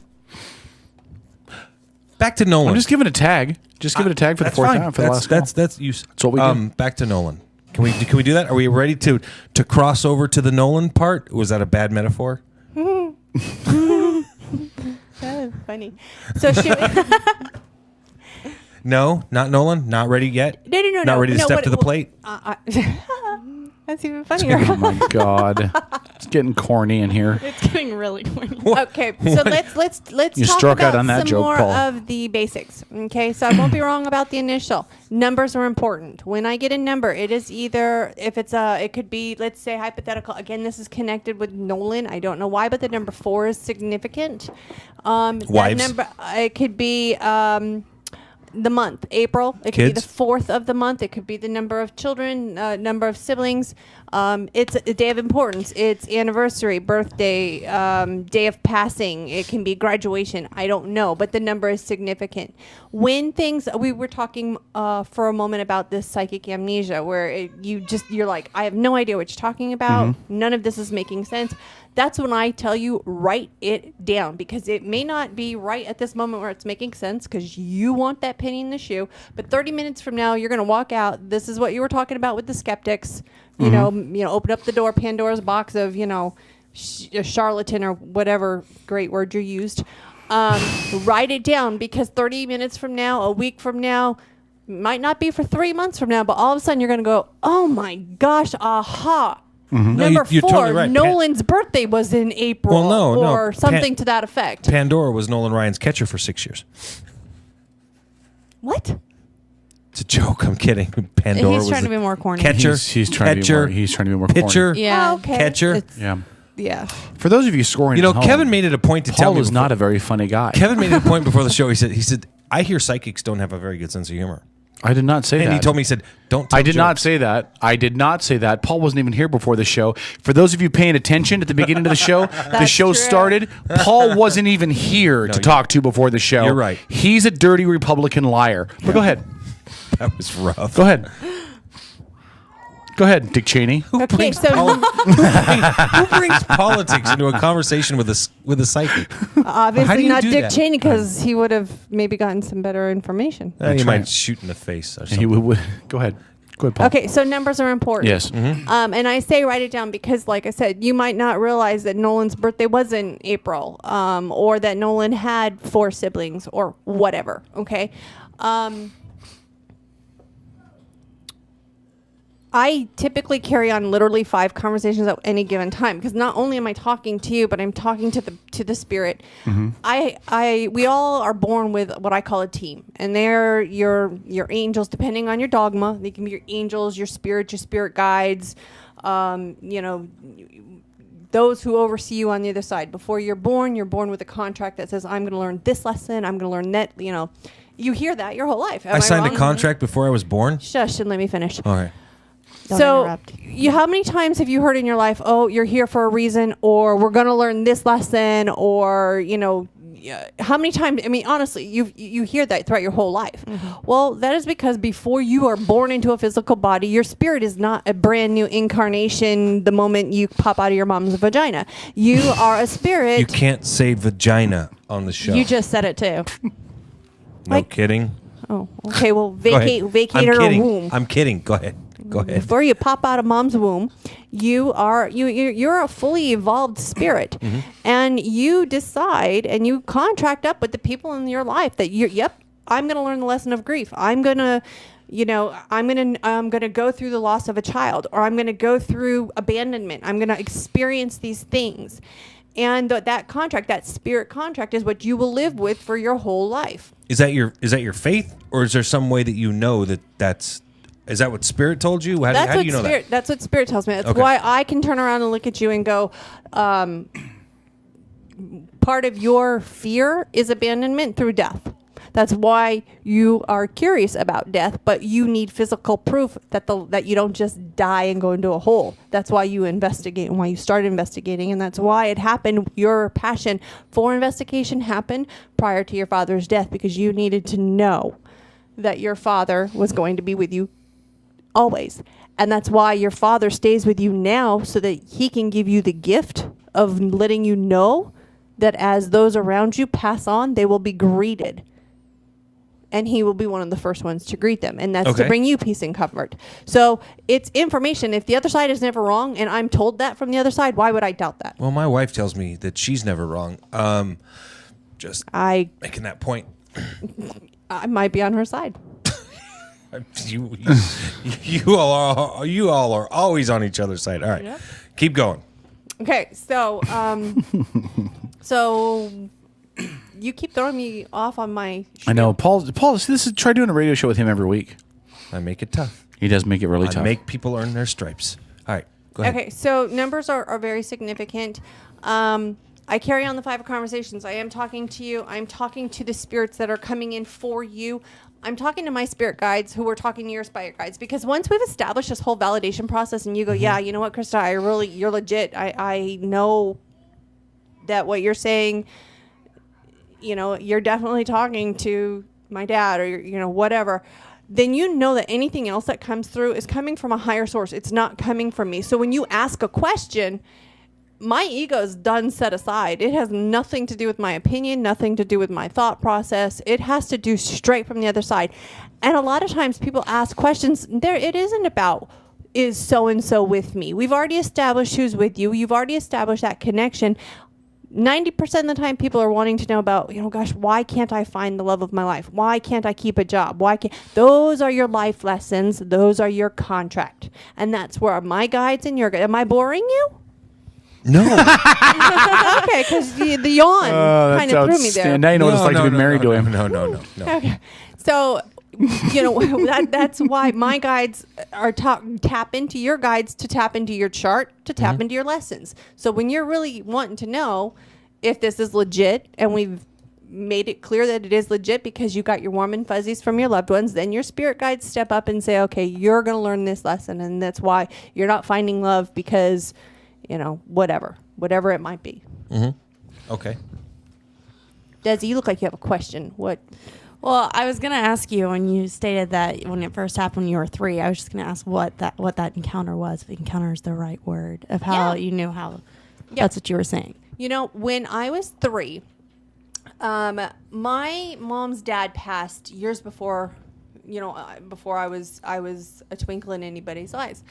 And when I was 3, just barely speaking, I threw the biggest temper tantrum because I was mortified that my mother would not set the table for Pepe. Now, Pepe is the French word for grandpa. Okay. Yeah. And back then they didn't have the nice, sweet, non-breakable plates. So my mom asked calmly, "What did you just say?" And I said, Pepe, and I started speaking fluent French. And my mom dropped the plates and they shattered everywhere. Well, my dad, fresh home from Vietnam, come running in thinking something was wrong. And here I am talking French, and my dad's like, "What's going on?" My mom's saying, "Repeat yourself, tell daddy what you just said." And lo and behold, it was a conversation that when my mom stopped speaking French when my grandpa passed away, but how would a 3-year-old speak fluent French, and only things that my mother would know? So my parents at that moment recognized that there was something legit going on and never, ever discouraged it. They never swept it under the rug. They never told me, "Oh, it's an imaginary friend," or, "Oh, don't talk about this. They'll think you're crazy." My parents embraced it, and they were like, "This is really unique," and just totally encouraged it my whole life. Because I was never told it was something to be shameful of. I have no problem walking up to a complete total stranger on the road, on the street, at the park, in a restaurant, at the casino, to tell them, by the way, my name is Krista, I'm a medium, and did your dad recently pass from colon cancer, and your dad has a message. I have a funny story about that specific example. But that is how it came about and how it developed. It was never ever discouraged, and just always I cheated my way through college. My mother hates that story. Why open up a psych book when I could just tap right in and ask questions to the other side and get the answers? And my mom's like, and I spent how much on that college education? But I'd like you to know that I did graduate with high honors in college, so was worth it. But to tell you, not a good example. Did you even tell the professors that? Did you? You were like, I used the test because I asked the other side. There was a couple professors that I felt safe enough to, and then we started doing tests at the college level to see what kind of clairvoyant gifts I have, and and that was both at through the UW and I've just done quite a few studies to prove scientifically that I have this gift, and it's been very enlightening and very interesting to see my brain scans and stuff. Really? But I do want to tell a real quick story about the casino. We were, my husband's laughing. So we happened to go to the casino for dinner. It's a buffet, and there's like the Hells Angels reunion group going on. And obviously, with the Hells Angels or motorcycle gang, the leader sits at the head of the table. And when we're around in public and there's a spirit that comes up and says, "Hey, you can see me. I need to talk to you," I get a look that comes over my face, and the first words out of my husband's mouth is usually, "Oh shit, not now." And he's like, "What's going on?" And I'm like, "There's a spirit that wants to talk to that man over there." Now, this man is the epitome of what one would call tiny. He's probably 6'5", probably weighs 500 pounds, is bald, has tattoos all over that looks like if he breathes in your direction wrong, you will die just because he's got that poisonous look to him. That imposing? Yeah. So he looks like Kevin. So he and his dad is standing at the table saying, "I need to talk to him." And Ken's like, "Oh, honey, no, please don't do this." And I'm like, "But I have to. His dad needs to talk to him." He's like, "Krista, that's a big guy." And my husband's a big guy. My husband is a very big guy. And my husband said, "I cannot take that guy. If he stands up and tries to kill you, I have to run the other way." That's a nice That's great. That's a nice husband right Honey, you are a speed bump. I am out of here. So, honey, I don't have to be the fastest person in the room, just faster than you. and he's like, "Well, what is the guy's dad saying?" And I says, "Well, the guy that passed, the dad died from some kind of colon cancer, and he said that his son had not a pap smear, had a creepy had a colonoscopy." Oh, that's better. With polyps removed, and I need to go talk to him. And my husband says, "You are not going to walk up to a man that looks like he's named Tiny and talk to him about his ass. We have to draw the line there." Yeah. Didn't listen to your husband, did you? Of course not. Not the smartest thing to do. But you know what? Ken can vouch for this. Was it not accurate? Was it not dead on? And did the man not embrace me and say thank you and then tell his, quote, bitches to come and meet with me? Really? By the way, bikers refer to their ladies as old ladies and bitches. Because bikers are honest. But yeah. Yeah, I was a little nervous. Yo, bitches, get down here. You never know what's going to come through when I don't know how that story goes over for the listeners. Hey, so if you're a biker, call your old lady a bitch. So anyway, Harmony said she'd like it if you'd call her that more often, Paul, by the way. But go ahead, Krista. Go ahead. It's not what she asked me to call her. Yeah. You can call her goddess. Don't push it. Next. I think Harmony would love that. So if you're in a room with a bunch of people, are you getting is it almost like it's raining in the sense that it's just different and it's hard to deflect or pick where it's coming from or to whom? It is. I generally get a pull when I do the open forum, like we're. Well, we got to talk about that too before we wrap this up what too. What will happen is that when I'm in a room with a lot of people, I will get pulled into a specific direction because I don't necessarily who's going, who belongs to whom. Mm-hmm. There's what, 5 of us in the room right now. But really, to me, I see at least 14 people, literally. And so I'm going to be pulled into, that's why I kind of keep getting pulled over here too. So I'm not sure who's. That's your husband? Ken. He's right on the other side of the plexiglass. No, who are you again? That's Trey. Trey. Yeah, I kind of think I'm over here with the tray for someone too, but we'll get into that in a minute. But I'll get pulled in a certain direction, and then I will start the whole process of, okay, here's the initial, this is what they look like, and let them start doing the work. I do not want anybody to give me information. Just say yes or no. And or can we hold off on any of that for another 4 minutes until after the break? Yeah, we got a break coming up in about 4 minutes. Yeah, I'm just discussing the process because, there, like I said, there are certain things where if I'm carrying on 5 conversations and you look at me like I'm from Mars because all of a sudden I go on left Sure. field, start talking about something entirely different, Sure. and you think I'm, playing squirrel, then you know that it's, usually because I'm trying to control the conversation. Sure. Really quick, so since we have a minute before the top of the hour, let's talk about this really quick. You have an open forum on Sunday, August 25th at 8:15 in the morning. Now, first of all, I don't think you have to be psychic. No, the 8:15 in the morning on a Sunday, that's way too darn early. The reason why we chose that time is because the Aloha Kitchen, which is in Silverdale, Washington, in the Chuck E. Cheese parking lot, was very, very gracious in allowing me to use their space to do this open forum, and we're doing it before they open up. okay. So since they open up at 11, if we do this at 8:15, from 8:15 to 10:15, well, for the first hour, I will do just like I've done here, where we kind of explain, tell little stories, and then the second hour, I will do mini readings. I will wherever I'm being pulled, and then from that point on, if anyone does feel so inclined, the Aloha Kitchen is allowing me to do readings in their restaurant in a booth in the corner for the rest of the day. So very, very grateful to Aloha for allowing me this opportunity. But that's why we chose such an odd time, is because they are not open. It will not interfere with their business. And at the same time, we still get whoever's supposed to be there will be there. Okay, so it's at the Aloha Kitchen in Silverdale. Again, that's in the same parking lot area as Chuck E. Cheese. Chuck E. Cheese. And you're doing registrations for that. So anybody who's going to come, you don't want people to just show up. You want them to call and register in advance? Well, we would prefer to register in advance because it is it's a limited seating. And there is a $25 fee to attend this forum, this session. It gives us an opportunity to know where we are at with capacity for the fire marshal, because if there's too many people, that's not going to work. And at the same time, it gives me an idea of prep. Okay, I'm going to be, if there's 2 or 3 people, well, great. Then I'm going to be able to sit down and do full-on readings. If there's 30 people, then I know I'm going to be cutting it down short, because I want as many people to get readings from their loved ones as possible.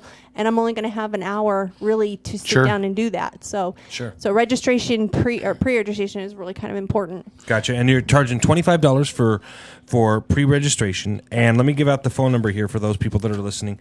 It's area code 360-307-9740. Again, that's 307-9740 to be able to pre-register for this event. Correct. Okay.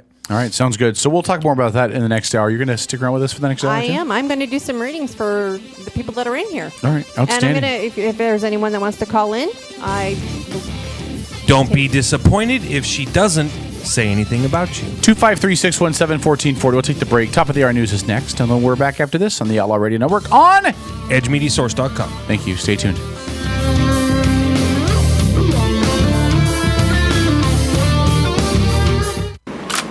You're listening to the Outlaw Radio Network. OutlawRadioNetwork.com. From NPR News in Washington, I'm Jim Hawk. Israel's housing minister today gave final approval for nearly 1,200 Jewish settlers' homes to be built in the West Bank and East Jerusalem. The move comes just days before peace talks with Palestinians are scheduled to resume. Shira Frankel reports. Construction permits will be published today for 793 units in East Jerusalem and 394 in the West Bank, in one of the largest pushes for settlement construction in recent months. Israel's housing minister Uri Ariel dismissed international criticism of settlement building, saying that he did not consider it an obstacle to peace. Ariel said that Israel would not be dictated to by other countries over where it could and could not build. Palestinian official Mohammed Shataya said that the move by Israel could threaten peace talks, which are scheduled to resume this Wednesday. For NPR News, I'm Shira Frankel.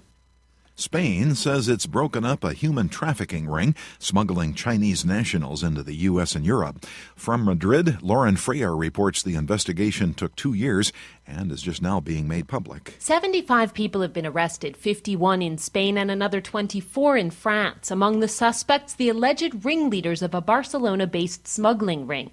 Spanish investigators say Chinese citizens would pay the traffickers up to $66,000 to supply them with fake identities and passports, then smuggle them into the U.S. and several European countries. The leaders were allegedly based at Barcelona's airport, and many of the people they trafficked ended up in the sex trade, investigators say.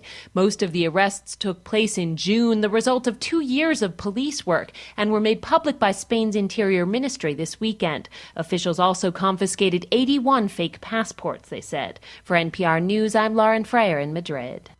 A chance encounter between 4 horseback riders and kidnapping and murder suspect James DiMaggio is what led authorities to a wilderness area in Idaho. One rider, Mark John, says it was apparent something was amiss. There was just like a square peg going into a round hole. They didn't fit. He might have been an outdoorsman in California, but he was not an outdoorsman in Idaho, and he didn't fit. DiMaggio told the group he was headed for the Salmon River, but one rider noted he was headed in the wrong direction. Hours later, federal agents shot and killed DiMaggio and rescued 16-year-old Hannah Anderson. There is not going to be a transit strike in the San Francisco area, at least for now. A judge has signed off on Governor Jerry Brown's request for a 60-day cooling-off period in talks between the Bay Area Rapid Transit Agency and its unions. BART trains will now run through at least midnight on October 10th. The annual Perseid meteor shower is intensifying, with observers in dark sky areas reporting as many as 50 Perseids per hour. That rate could double by early Tuesday morning when the shower peaks. This is NPR News. Pressure is mounting on San Diego's mayor to step down. Bob Filner, a former congressman, is facing accusations of sexual misconduct, and as NPR's Nathan Rott reports, the list of allegations is getting longer. More than a dozen women have now come forward accusing Bob Filner of sexual harassment. The latest 2 say the first-term mayor and 10-term congressman made unwanted advances on them, and both are survivors of military sexual assault. For weeks, lawmakers and citizens have been calling for Filner's resignation, but he's refused. California Senator Barbara Boxer joined the cries last week with an open letter to Filner saying he should, quote, step down immediately. Meanwhile, at least 2 citizen-led groups in San Diego are trying to get the necessary signatures to force a voter recall, and the city attorney says the locks on Filner's mayoral office in City Hall have been changed. Nathan Rott, NPR News. Edward Snowden's father says he has secured a visa to visit his son in Russia. Lon Snowden tells ABC he plans to travel to Russia with his attorney to talk to his son about how to fight espionage charges for leaking secrets about the National Security Agency. The elder Snowden says he hasn't spoken directly with the former NSA computer expert since he fled the United States and received asylum in Russia. It's not just the government that might be keeping tabs on you. The Associated Press reports many retailers are tracking you too, or at least your merchandise returns. Stores outsource the information to a third-party company, which catalogs and analyzes the customer's return history. The companies say it's all in the name of security and fighting fraud. I'm Jim Hawk, NPR News in Washington. Hey, St. Paul, the voice of reason here. Wanted to send a quick shout out to our friends at Pacific Northwest Artisans. They're a custom concrete and design fabrication company. They can do all of your concrete needs. They can do pathways, walkways, driveways, you name it. You need a new foundation, you're going to do an add-on, give them a call, 731-9812 or 649-0987. Again, that's 731-9812 or 649-0987. Pacific Northwest Artisans, all of your concrete needs. Hi, this is Stephen Gardner from the Kitsap Sun. There are 3 things we try to do on the Kitsap Caucus blog. Give you more about the story that didn't fit in the regular piece. Give you the story behind the story. We also try to draw attention to other news you might have missed. And sometimes, I like to poke fun at Port Orchard. Read the Kitsap Caucus blog at thekitsapsun.com. Rachel's on the East Side boasts a full menu, including pasta and sandwiches. Plus, Rachel's has got the best pizza in all of Bremerton. And while the weather's nice, enjoy a great night at Rachel's by enjoying their outdoor seating area. Rachel's on the east side, conveniently located at 1217 Silverway in Bremerton. Rachel's is even open 7 days a week for lunch and dinner. So whether it's a romantic night out or a family outing, enjoy the best food on the Kitsap Peninsula at Rachel's on the east side. Judy's Sewing in East Bremerton is your one-stop shop for all your sewing, alteration, and clothing repair need. At Judy's Sewing, you can also find tuxedo rentals and bridal party dresses for only $69 and bride's dresses starting at $189. Judy's Sewing at the corner of Fairgrounds Road and Central Valley in East Bremerton, near Handy Andy's, or call Judy at 360-662-1212. That's right, 360-662-1212 for Judy Sewing. Getting married, entertaining clients, or maybe you're just having a bash with your friends. No matter the occasion, make sure you plug into the tunes with E&M Entertainment. There are tons of DJs out there, but how many of them want to get to know you beforehand so they can play your soundtrack at your event at your kind of price? It's more than just a great selection. E&M plays your great selection, and that makes all the difference. So call 425-971-8078. That's 425-971-8078 for E&M Entertainment. As Kitsap County's largest maintenance provider, Team Innovative in Paulsbo provides commercial and residential maintenance to hundreds of millions of dollars of local real estate. With services including parking lot maintenance and street cleaning to landscape and design, Team Innovative is committed to using a green approach and following a strong environmental conscience. Team Innovative Services, 697-6858, or visit them online at getinnovative.net. Team Innovative Services, get serious, get innovative.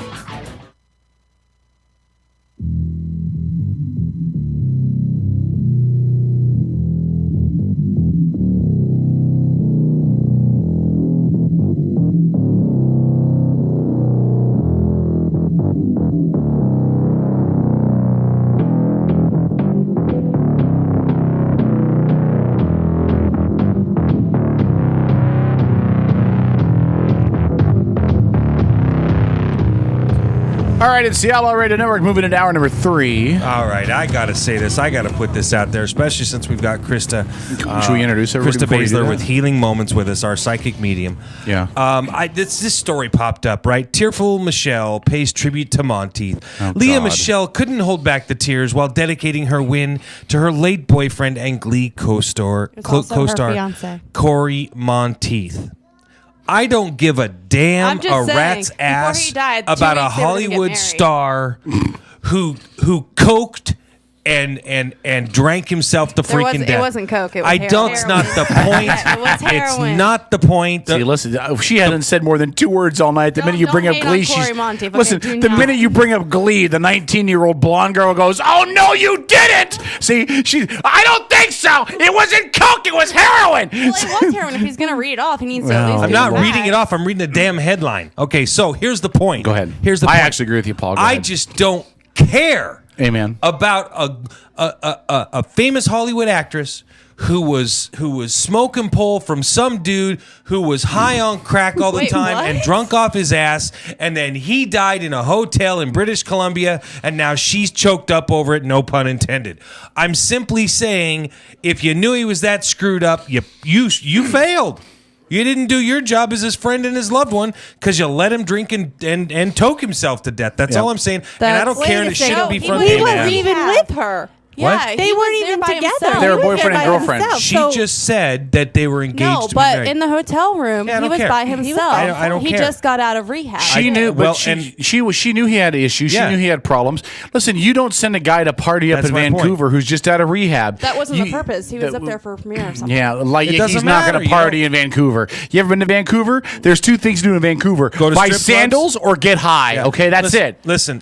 Again, everybody who's Birkenstocks. ever been through AA or any type of recovery program knows that you've got a sponsor. When you've just come out, the sponsor never leaves your side. Your loved ones, they never leave your side. Why? Because you end up Heath Ledgering yourself. That's all I'm saying. All right. Heath Ledger. Let's move on. Can I add one thing to that before we go back to this? Only one? Can we quit talking about Corey Monteith, please? Every time we blow this guy up as some kind of an idol or a hero or something, what we're doing is telling all of our kids, hey, go kill yourself, because we'll talk blissfully happy about your dead carcass after you're gone. We won't worry about the fact that you overdosed yourself. We'll just talk about how great you were after you're dead, and the drug addiction won't mean anything. It won't. Like, Heath Ledger was such a great man and a great father. Bullshit he was. He left the daughter all by herself to live off of his fortune because getting high was more important. Piece of monkey shit. Listen. Corey Monteith was a pussy on Glee, and then he went out. Then he went out. Hold on. Then he went out and he did his best Kurt Cobain impression. Yeah. Enough said. Yeah, go ahead, Krista. I love how you are bashing the dead in front of the psychic who sees dead. I thought you would appreciate it. Then let him know what we said. Can you send him a text message? No, I don't mean it bad like that. I would say it to his face if he were here. Listen, the same thing I said about Kurt, the same thing I said about Kurt Cobain. Listen, you got millions of dollars. You're rich. You're well-to-do. You're not one of these poor broke-ass kids from the inner city that doesn't have any money to go get professional help. You have an addiction. Go get help. You got kids. You got a fiance. You got family. You got friends. You got fans. You got a fucking responsibility. Your responsibility is to get yourself healthy, to take care of the people that love you, to be there for the people that love you. Kurt Cobain wanted to eat the barrel of a shotgun. Guess what? Best thing he ever could have done, because he's not there to weigh his daughter down for the rest of her life while he's sitting around crying about how crappy his life is. But I don't want to hear people building him up and singing his praises forever. And musical genius, freaking fabulous. But the easy way out for him was eat the barrel of a shotgun. No sweat off my back. Corey Monteith and Heath Ledger. Did he shoot himself? Kurt Cobain? Yeah, ate the barrel. I didn't know he shot himself. Kurt Cobain ate the barrel of a shotgun unless you believe what Trey believes, which is Courtney Love had him shot. Corey Monteith and Heath Ledger. She's kind of psycho. It's possible, She is isn't very it? psycho. She's bizarro. Heath Ledger and Corey Monteith, it was more important for them to do drugs and get high than it was for them to care about their family members and their loved ones, and in Heath Ledger's case, his daughter. I can't feel bad for them. I don't have sympathy for them. You have an addiction. You have the money, in Ledger's case, millions of dollars to go get professional help. I'm not going to sit around and cry over them. And as much as, and now we're how long after Monteith died? We're still pouring out the waterworks and the tears, and then they're going to air this episode of Glee, which does nothing but what? Cater to teenagers? Oh, the best part is the Glee musical that they're planning. Oh, we're so sad that Monteith they're going to throw in the part about Corey Monteith dying, huh? They're having Liam a shower. And you know what? And rather than address it on Glee, like what really happened is that he overdosed on drugs because he was a drug addict that wouldn't get help, they're going to kill him off, but they're not going to put drugs in the storyline. No, they'll probably make it something that'll elicit a great deal of sympathy. Yeah, for they're going to make it. I bet you. No, because remember he driving while texting. No, he did this whole thing where he was enlisting in the army and then he didn't go in. He's going to end up doing something like he ends up enlisting. Oh, he enlisted in the army while we were in the off season. Went to Afghanistan and got killed, saving a family of 4. I bet you money it's going to be he got killed by somebody driving while texting, so they can try to make that a big story to cover. They already did that one season where one of the girls got it's stupid. It's stupid. Quit talking about Corey Monteith. So okay, let's go. He's a drug addict. Hey, so now that we've sounded off on Corey Monteith. Let's talk about the dead that are important. All right. That matter. Wow. What? I am. You want to do a show? You have to learn how to reach out and grab people through the microphone. Squirrel. We just saw a squirrel named Corey Monteith. Squirrel. Shiny object. Shiny object. I just go ahead. Can I ask you what you're on? We're on life, man. This is life. That's right. Well, listen, when you do a show, it's very, very, very important you have to emotionally reach out and grab the people that are listening without talking about dead people. Wow. All the time. Constantly. She's about to roll over. This just got she's like a lot of I'm a tension redhead. in this room. I'm a redhead. I'm gonna pop you. It's a joke. I'm kidding. Put your tongue back in. At least she doesn't have a Sean thing going on. She's got this little tongue ring, and she's like going back and forth between her teeth. All right. Okay. It's good to see Sean, by the way. I haven't seen Sean in a I'd while. like to ask you a question. I've known you for quite a few years Yes, that is correct. now. Hold Actually, on. Before you do that, can we reintroduce people that maybe just tuned in for this hour? Absolutely. Paul, do you want to do the honors, or should I? No, you do it. Okay, Krista Lynn, right? Lee. Krista Lee Baszler. See, I got her name right, and I don't know her No, name you as well didn't as get you her do. name right. You called her Crystal Lynn. I got her last name right. How about we shorten it? We just call me Self. Crystal Lee. Just hey, can we just refer to the psychic as Self? Crystal Lee. So Crystal Lee, our resident psychic, is in studio. We're kind of talking about the medium process, the experience, what it means, how it manifests itself, all of that. So Krista, thanks for coming in. We've also got Desi, our resident intern, who's in for this part of it. Also, Trojo is around here somewhere. He was in the tech room. He's in the tech room, and he's available. He's going to be on mic occasionally throughout this hour as well. Hey, Tro, where's Kanga? What? Where's Kanga? Where's Kanga? Well, if you're Rue, where's Kanga? Oh, Lord. You know what? You're Inside joke for the listeners, gonna need guys. a Thank psychic you. reading to find your spirit here in a few minutes. All right. Thank you, Rue. Actually, All right. can we mark that? Because that's going to make a great promo right Did you like that? Nobody else knows what I'm talking about, but we do. Rue. gonna need a All right. psychic And then Just remember, I'm in the green room with your wife. That's right. That's my wife, and That's I right. didn't say a goddamn thing. That's right. Well, All right. yeah. But he's in the green room with That's my you. husband. Now, Paul, you know I love you. K-Dog, go F yourself. Also, Sean and Stephanie are in here as well, just kind of observing from the corner. It's not the first time that Sean has been stuck in the corner, but it won't be the last. Nobody puts Stephanie in the corner. That's right. All right. So, so anyway, now that everybody is kind of reaffiliated with where we're at, Krista, go ahead. I didn't mean to cut you off, but go ahead. No. So I've known St. Paul, the voice of reason, for years. Paul, everybody calls you the voice of reason, I Paul have has to few laugh. memories of it, but I've actually known Paul now for close to a couple decades. What do you mean I have no memory of it? You told me you don't remember being in junior high school with me. Well, we were clearly in junior high together for at least 1 year. And high school. Yeah, in high school, yeah. And then all these years since. Yeah, pretty much. So I've known you a long time. Right. And I would like to know your experience with a medium. And actually, what I'd like to know is your experience with the bullshit first. Because you have had it. You have been able to dissect psychics that are not legit. You've found ways to do it. And I'd like to know your opinion. Honestly, we've worked together for a long time. And I know that you try very hard to dissect me. And I also know that we've built a very strong relationship over the years based on mutual respect for each other's strengths and our weaknesses. That's very true. And listen, if you were a guy, I would say that I routinely bust your balls. Because in a manner of speaking, I do, because I'm very skeptical. I've always told everybody over the years as I've gone ghost hunting and whatnot, I said, listen, it's not that I don't believe in ghosts, but I look for empirical data, proof, evidence. It's like if I sit down at the table and ask a ghost to pass the toast, okay, now we've had an interaction. Now I've got something really to go off of.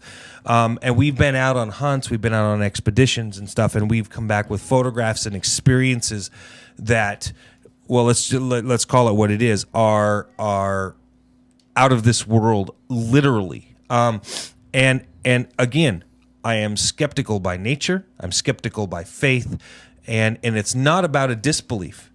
It's about a need to be. If I'm going to believe in something, okay, I have to be able to know and put 100% faith into it that it is real, it is true, and it is repeatable. It's not just a one-time lucky shot type thing. It's nothing like that. And for me, I would not, and I want to make this very clear, I would not have asked Krista to come on the show. We would not have discussed this, and she would not be here tonight if I didn't feel 100% that she was very legitimate. Now, that doesn't mean that we haven't had our differences, because she's called me on the carpet about many things, and on occasion, as I've stated before, busted her balls over some things, and I don't think that there's any right or wrong to it. It's just a simple matter of, wait a second, and I'll look for an explanation, and then maybe she'll provide some validation or whatnot. But I can tell you this: my entire level of faith, my entire faith process, and when I say faith, I'm referring to my religion, was all started because of one word that she stated while we were on a ghost hunting trip, and it was a massive level of validation. And it literally steered my entire life in one direction, just from one word that she stated in the middle of a ghost hunting trip. And so those are the little things that provide me. For example, for me, I don't need validation from her, for example, like from my past grandparent or past great uncle or my dad. I don't need that level of validation even when she provides it. she knows that I still am somewhat skeptical. Now, don't cry. It's okay.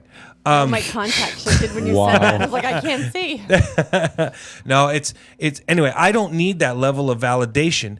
That to me, that level of validation is almost more for her, just to let her know, hey, yeah, I'm making sense. I'm coming across properly, and it's in English and not poltergeistese, and that the things are relevant. And that they make sense. I don't look for that stuff. That stuff to me is more for her. The reason again being simply because my validation was initial.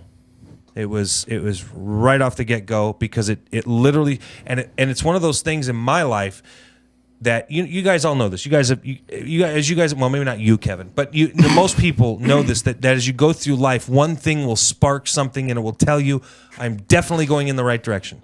There is no mistake about this. I know I am going in the right direction. And again, no offense. I don't want you to feel bad about that. You maybe never experienced that. You're just poking fun of me. It's okay. Go ahead. I'm used to it. Good. Glad you understand that. So again, anyway, it was that first initial thing. The reason that I'm able to pick apart people who claim psychic abilities, well, I just look at it like I'm just not stupid.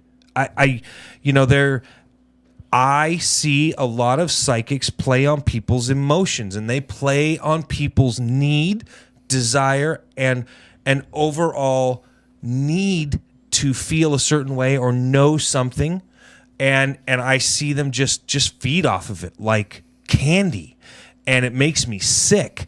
And I don't say this to offend anybody here who may particularly like this one particular psychic, but I can't stand Sylvia Brown. I see her as exactly that kind of a person. And I watched her on TV for years on the Montel Williams show, and I read several of her books because at one time I was a big believer in hers. And as time went on, and as I spent time with Krista and certain things were validated and certain things were said, I began to realize, well, if what she's saying is true, then my gut instinct about Sylvia Brown also must be true, which is that she's just full of shit. And then I was just amazed here a couple months ago when the girls were found alive in Ohio, and the one girl's, and I'm actually going to defend Sylvia Brown here for half a second. Don't slap me. They came out and they made some of the family members made an issue because Sylvia Brown, one of the girls who was found alive after 10 years, her mom had gone on Montel Williams' show.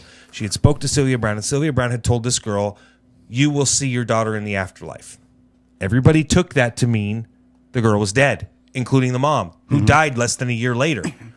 And then, of course, she was found, and people really lambasted Sylvia Brown for this. And I'm like saying, well, she told the lady she'd see her daughter in the afterlife. She actually didn't specifically tell her daughter was dead. Everybody just interpreted it that way. Well, guess what? Mama died. Mm-hmm. Guess what? Next time Mama's going to see daughter is going to be in the afterlife because that's where they're going to meet. So all of these people who lambasted Sylvia Brown, but it's that kind of complete vagueness. It's and here's the other part of that really stuck with me about Sylvia Brown in that particular incident was that she almost hadn't finished her sentence before Sylvia Brown says, "Oh, you're going to see her in the afterlife, darling. I hate to tell you that. I always hate this stuff." Well, goddamn, what was Spirit psychic? Did Spirit know what question was going to be asked? Because you answered that question awfully goddamn fast. Again, but those are the kinds of things to me that throw up a red flag, because no matter what, when there's communication, whether it's between Krista and the spirit world, there's always going to be a gap. Nothing happens like that. There's not this. It's not Avatar. They're not trees connected by an electronic highway. Mm-hmm. Are you? Yeah. Okay, good, because I would have felt stupid if you'd have been like, no, actually, it's a lot like Avatar. So I don't know. I guess that's my thing. I want to interject in something because I don't want to bash on Sylvia Brown, but Ken and I went to Barnes and Nobles, and we discovered something that would definitely discredit part of Sylvia Brown's claims. If you look at her, if she's, let's say hypothetically she's got 10 books out now, she's got a lot more. But let's look at books 1 through 5 and then look at books 6 through 10. They are all have beautiful different jackets, new pictures, Mm-hmm. you know, new intros from different famous people. The shit on the inside's all the same. Word for word, page by page, it is the exact thing. Book 1 is the same as book 5. Book 2 is the same as book 6. Book 3 is the same as book 7. Word for word. I said, Ken, open up to page 54 in book 2. I opened up to page 54. I started reading. Where I stopped mid-sentence, he continued on. So she's got all of these books that say the same exact thing. No copyright edition changes whatsoever. Yeah, she's just publishing books under new titles with new jackets. To make more money, and they're all $29.99, $39.99, $19.99. And people are buying them up in droves. Yeah. And I have to question the validity of somebody that can't come up with their original material. The spirit is infinite. And the knowledge on the other side is infinite. Why are we hitting the repeat button? Sure, right. I totally agree with you. Now, listen, we have a half hour left in the Outlaw Radio Network, okay? And again, why are you placing this in Trey front wants that down. It leaves a lot of shadows on you that cause when you move around. It causes ghosts. All right. This you don't want this. You want this like down? No, he wants it down, not up in on your front of on my the post face? here because it causes. Yeah, You want down on the desk? Actually, in front of your It face looks is a lot better. Yeah, It looks better. You putz. Okay. Okay, so if we are ready to go, I'm ready to go. Are you? I am. Is Spirit ready to Well, go? then let's do this before we have a break. So Trey, can we take the break now? Since we're 3 minutes early, but let's get the break out of the way now. We'll get the break out now. We come back. We'll jump right into this. Okay. We'll get And some if you're reads out of the listening, way. if you were listening, do not get freaked out. Do not get scared. If you do, don't call us. No, I can honestly tell you that everything that I do in the white light. I meditate and pray, and I have a ritual that I go through to ensure that nothing negative, evil, malicious, stagnant come through. All right, let's take the break. Outlaw Radio Network. We're back after this.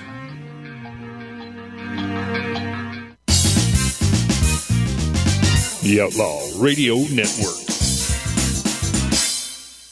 Hey, St. Paul, the voice of reason here. Wanted to send a quick shout out to our friends at Pacific Northwest Artisans. They're a custom concrete and design fabrication company. They can do all of your concrete needs. They can do pathways, walkways, driveways, you name it. You need a new foundation, you're going to do an add-on, give them a call, 731-9812 or 649-0987. Again, that's 731-9812 or 649-0987. Pacific Northwest Artisans, all of your concrete needs.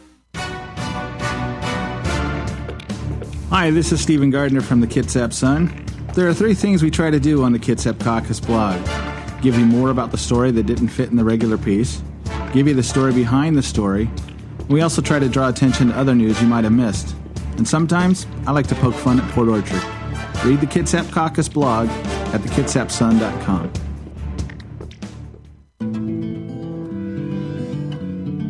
Located 3520 Kitsap Way in Bremerton, Arnold's Home Furnishing has been serving the Kitsap County community since 1951. For nearly 60 years, Arnold's has been here taking care of its customers with excellent customer service and quality merchandise you'll find nowhere else. And visit arnoldshomefurnishing.com to view all the merchandise available and see their current promotions. Arnold's Home Furnishing, to fit every lifestyle and budget. Getting married, entertaining clients, or maybe you're just having a bash with your friends. No matter the occasion, make sure you plug into the tunes with E&M Entertainment.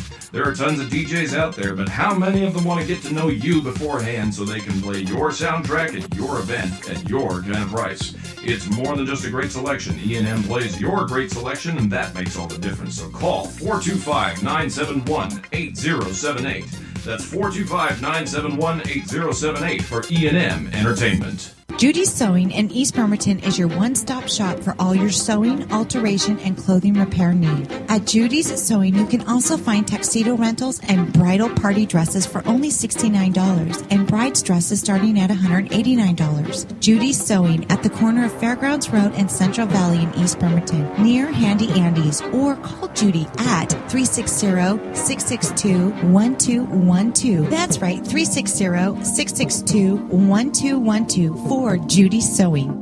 As Kitsap County's largest maintenance provider, Team Innovative in Paulsbo provides commercial and residential maintenance to hundreds of millions of dollars of local real estate. With services including parking lot maintenance and street cleaning to landscape and design, Team Innovative is committed to using a green approach and following a strong environmental conscience. Team Innovative Services, 697-6858, or visit them online at getinnovative.net. Team Innovative Services, get serious, get innovative.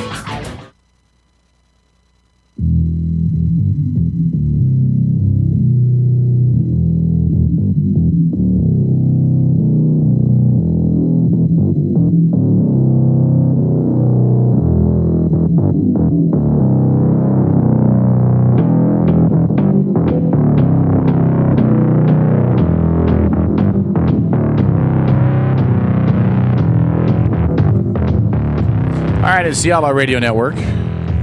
Paul loves this bump, man. I gave him an entire Turn that up. CD full of Turn it up. proper bumps and intros for the show. Turn it up, Trey. Turn it up, Trey. Oh, they're right here. I just don't play them. Turn it up, Trey. Crank that bump up, man. Crank it up. Dude, you're going to hear this every show. If you Turn don't it up. fucking take a stand and let him know that you're not going to do what he's... Sit, Ubu, sit. That's right. Good dog. Trey knows who he works for. Who's your daddy? All right.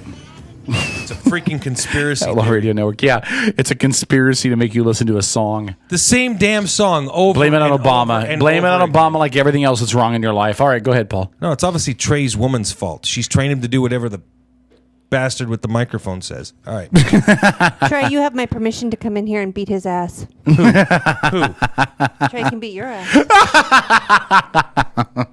Fat chance of that happening. All right, 253-617-1440 if you want to call in and speak with Krista. Otherwise, I know that Krista has some... Sunday, August 25th, 8:15 a.m., Aloha Kitchen. Again, call for reservations, 360-307-9740. Again, it's 360-307-9740. That's right. The open forum. So, Krista, you've got some... I am.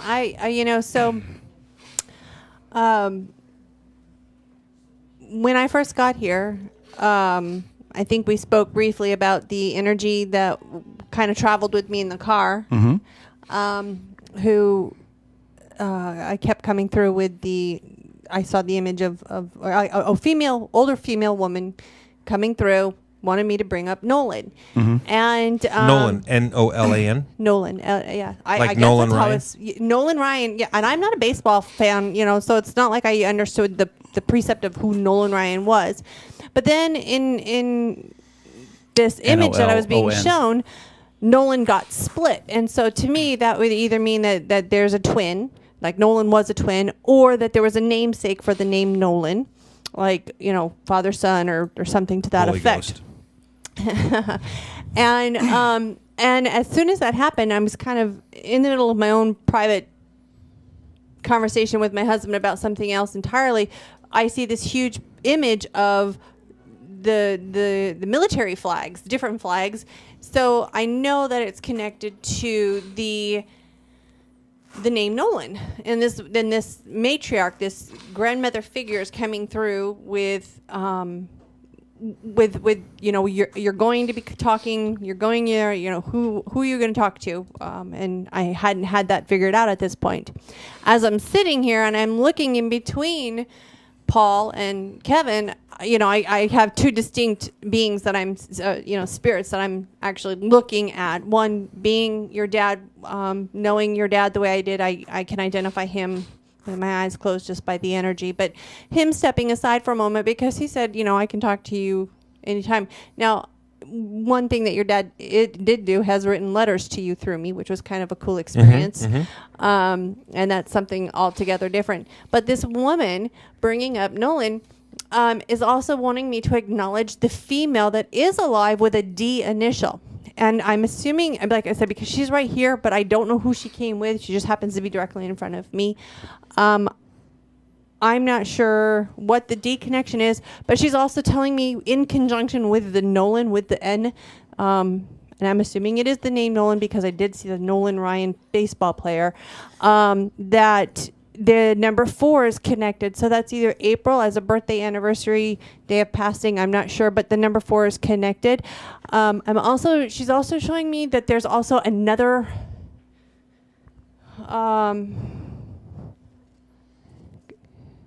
connected to the Nolan. I also see, I'm not sure if it's that this Nolan has 3 children or if there's 3 kids associated with Nolan, but I'm also seeing that there's another N initial, but this is a female initial connected to this whole group. Who somebody needs to at least acknowledge and identify with, so I know who I'm talking to. Who does this make sense for? Miss D? No, stop it. What? The Stop D is it. the initial. No. It's a female. D is the first initial. Hey, dumbass. you got to be She open-minded. said she's not here. wrong. No. She doesn't miss on the first initials. If you paid attention the first hour. Donna. Well, my mom's name is Donna, but there's no relation to Nolan. They're not related. They don't have to be. The other side is bringing it as on the other side, we're all connected. Okay. And so if this lady is trying to get me to go to you, which apparently, if this is your mom, but she's connected to, you're connected to the other lady who's connected to the Nolan, she's tying it all together to make sure that I'm speaking to you. Okay. Does that make sense to you? Sure. Okay. Yeah. The number 4 is complex because I see it as April, but I'm also seeing that the Nolan has got the connection to 4. So I don't know if Nolan has 4 children or if Nolan is one of 4 children or... I have to let me think about this for a second. I have to, because there's 3 Nolans that are in my family, so I've got to think about this. There is my grandfather who is Nolan, and I have to. Was he connected to the military as well? My grandfather was not. No, my grandfather was not. No, my brother was in the Army in the 70s, and his nephew, who's named Nolan, who was named after him, just recently was in Afghanistan last year. So that would be why I saw earlier this year. All the military. I think they were both Army. Yeah, so they were both Army. I'm trying to think. My brother was one of 4,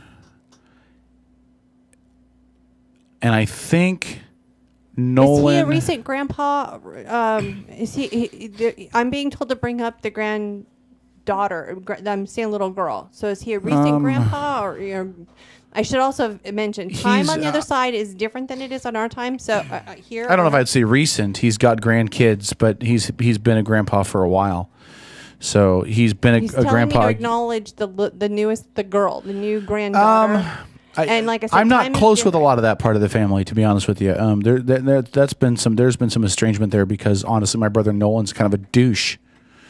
Like I if said- you're listening and you know him, he's a douche. Like I said, I don't control who comes through. Yeah. No, or I understand. why they come through. No, and I understand. I'm just explaining why. I know I'm not being evasive. I just No, I don't know. But these are the aha Yeah. moments or the validations where you kind of go, I'm Yeah. not Now I know sure, that then- my nephew. I know some of this I can check on my Facebook. Give me a second, because I know that my nephew had a baby. Let me find out how old his daughter is. Give me Hold a up, wait a second. So his Nolan- son, Nolan's one son. second. Your Yes. mom is the D, but this is not Nolan's mom. So this is a half They brother. half brother. Yeah, they have different moms. Yeah. Okay. Yeah, so they have different moms, and I can look through. I don't know how. No, his daughter looks. Who's yeah. who would be the female? And again, on the other side, we're all connected. We make don't- up the separations, the in-laws, the half stepdads and all that. Who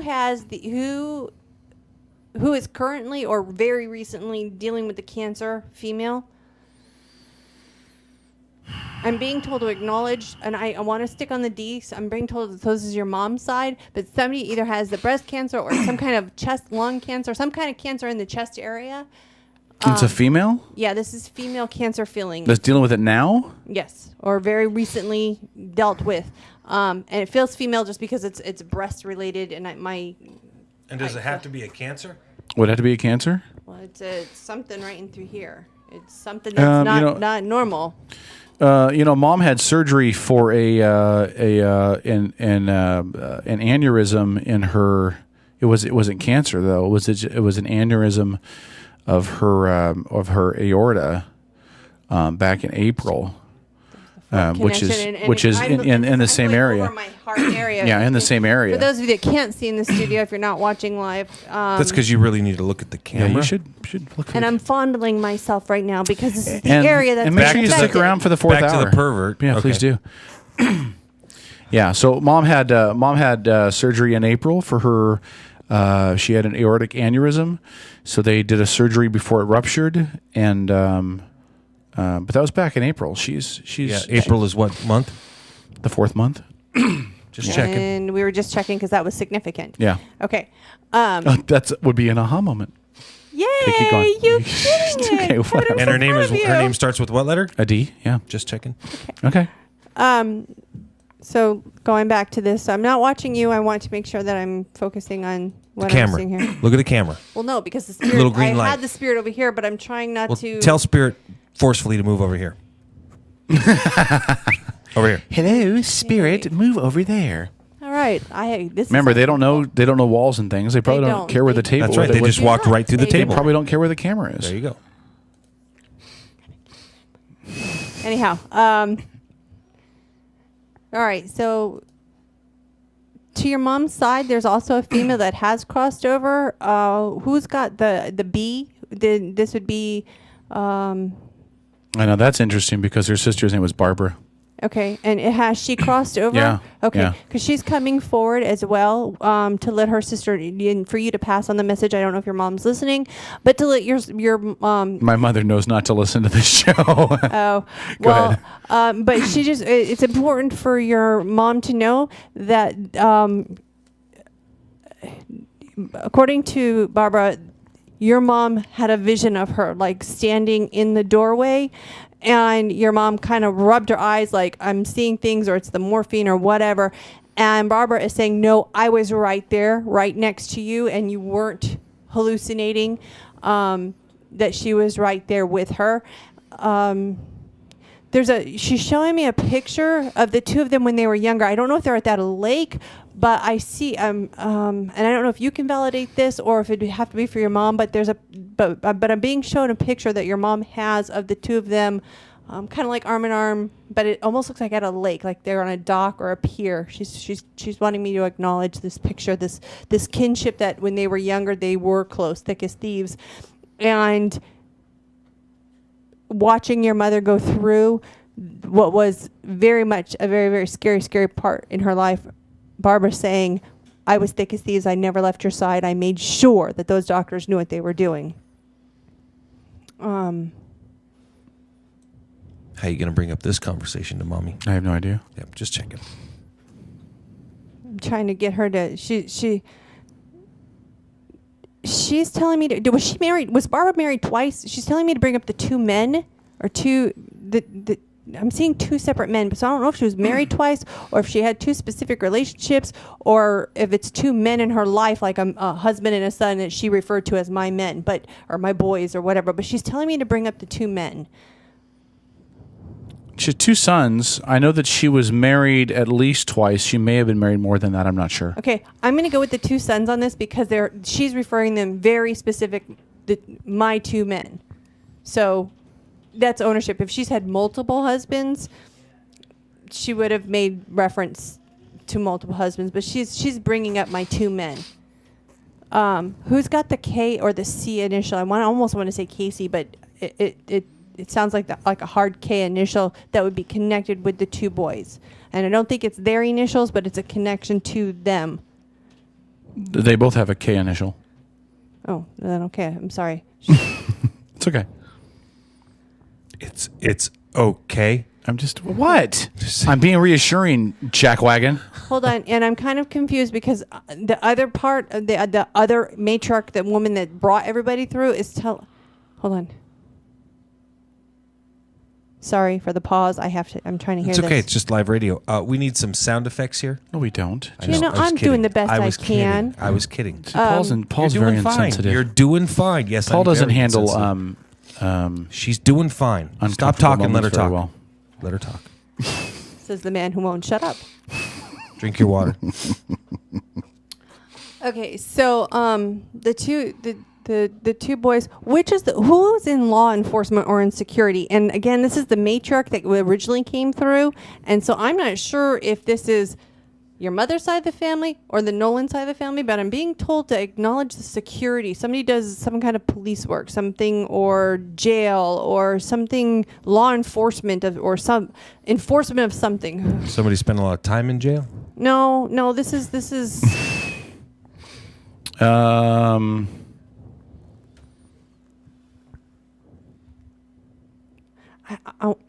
The only person in my family that I can think of that does anything with enforcement would be my day job,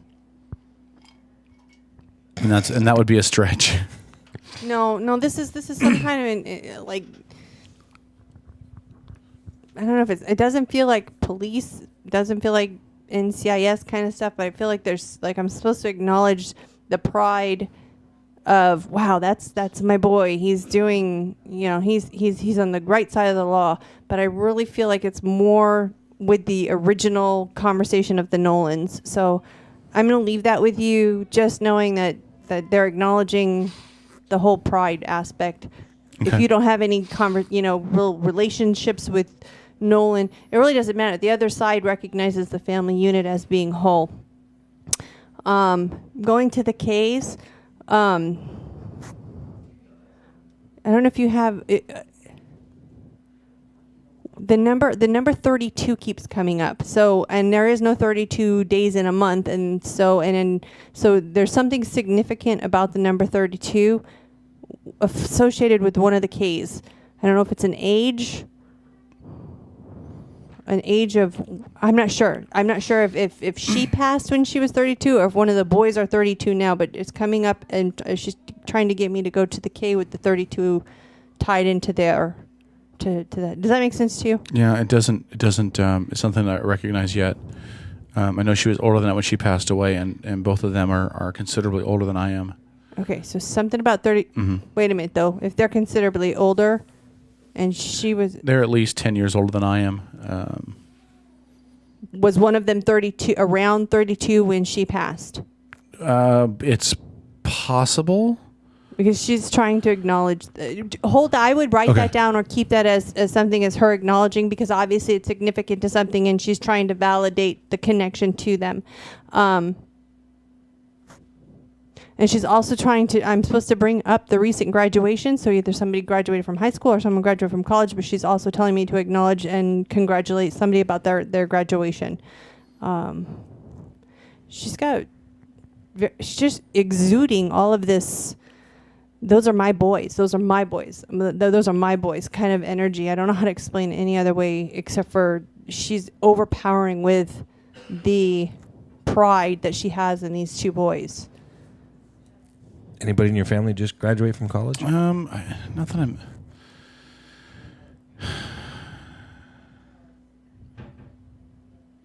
that I can think of.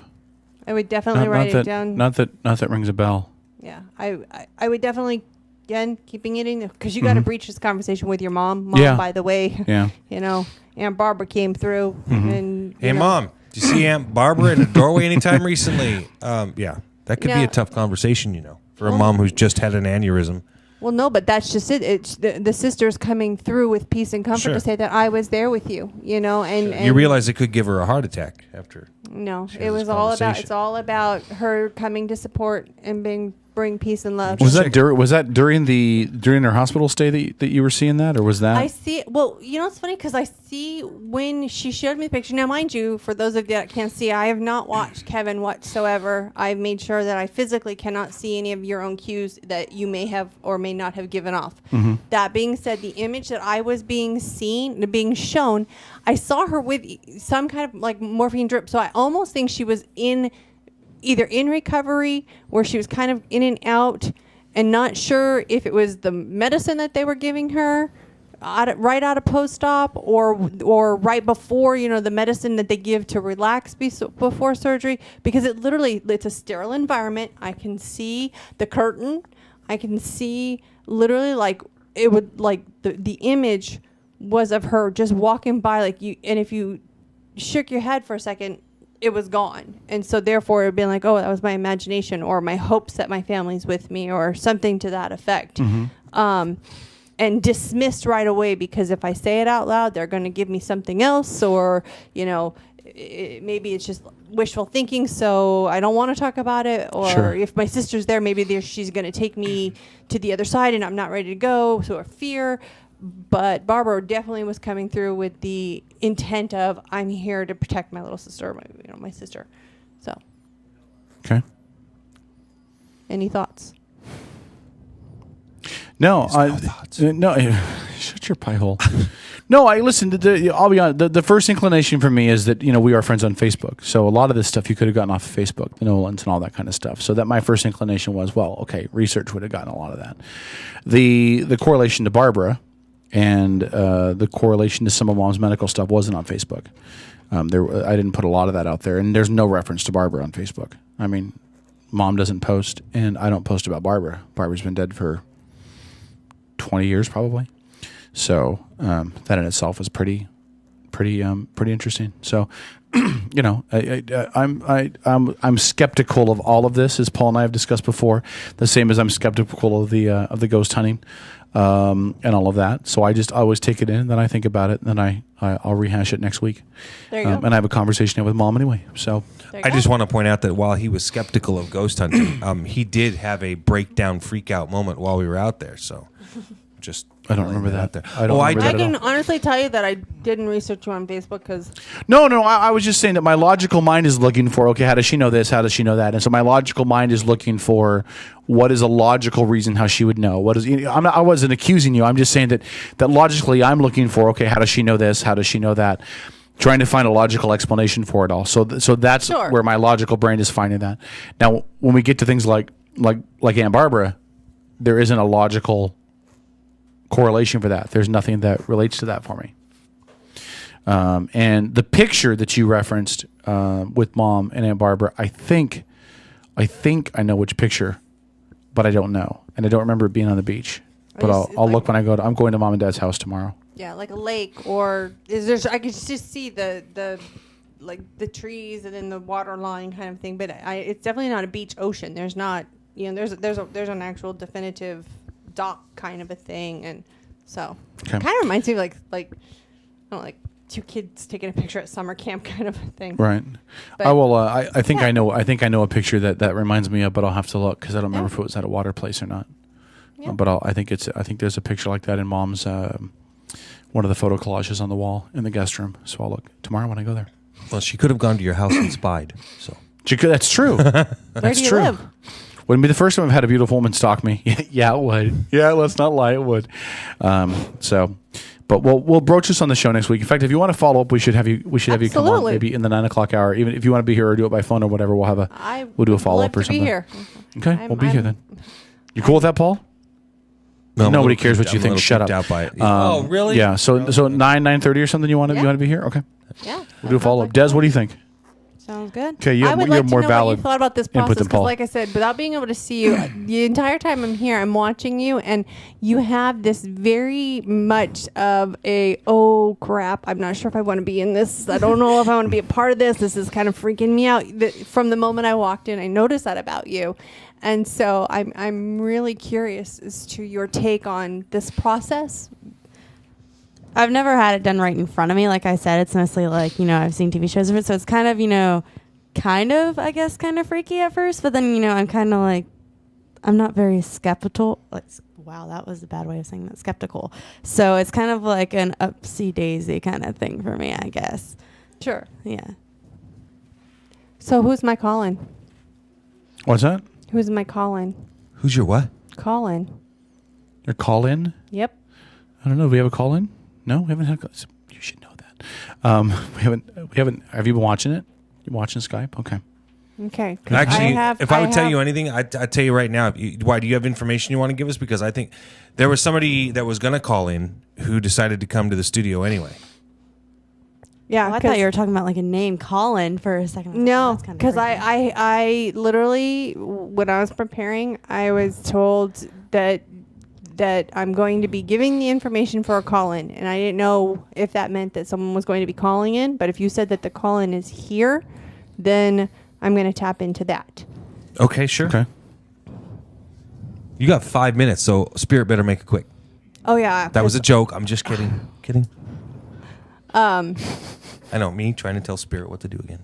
You know, I have to. Okay, so I'm not sure where I'm going. I really keep getting pulled over here.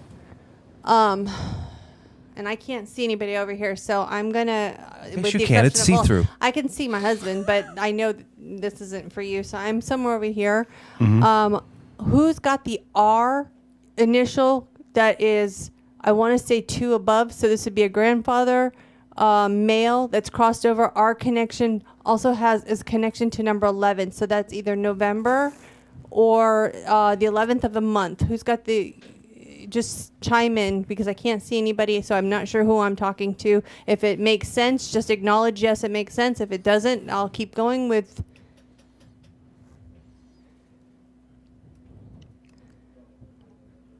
Number 11. They're looking at each other. Or Jeopardy theme, please. November. Is that a yes or a no? Just give me. I can't tell. So this makes sense to someone. 2 above is the R connection. Yes, there is. Okay, like I said, I can't. Andy's stupid. Again, I cannot see it. I'm choosing not to see. So stay wherever you are. Let this process work. What is the connection to? I want to say the Alabama. It almost looks like a military ship, Alabama, but I'm not sure if it's military, if it's Navy, or if it's actual Alabama. But there's something, or the South in general. But I'm seeing the ship Alabama. I don't know on that one. Actually, if it's the R that I'm thinking of, then he was in the Navy. So like I said, I can't see and I don't want to see. News to me. Two over, or 2 above. There's also, because I also feel like almost Korea era, that era, the Korean War era. 50s. And or right at the tail end of Pearl Harbor. So in between those two era. Oh, the two that time frame. So, has the connection also to who's got the? Sorry, I'm trying to focus and I'm looking at my husband. Spit it out. I am. Who's got the funky looking toe that's alive right now in your family? Someone's got a funky looking foot or funky looking toe. Is that just acknowledge? Does that make sense? Just say yes or no. It does. Yeah. Yeah. Okay. He says it makes sense. Okay, so I'm definitely with whoever it is that is acknowledging this. And are you in the middle of a job change right now, or changing careers, or you're in the process of changing something job related? Just acknowledge yes or no. That's tough, Paul. It's a yes or no. I would say so. Yeah, I mean, you're kind of not working at the moment. Yeah. So you are in job transition. Transition. Yes. Yeah. Okay. And are you also currently either you're in the middle of a breakup, or you're contemplating a breakup, but there's rocky relationship issues? He can't answer that one way or the other. That would be bad if he answered that at this time.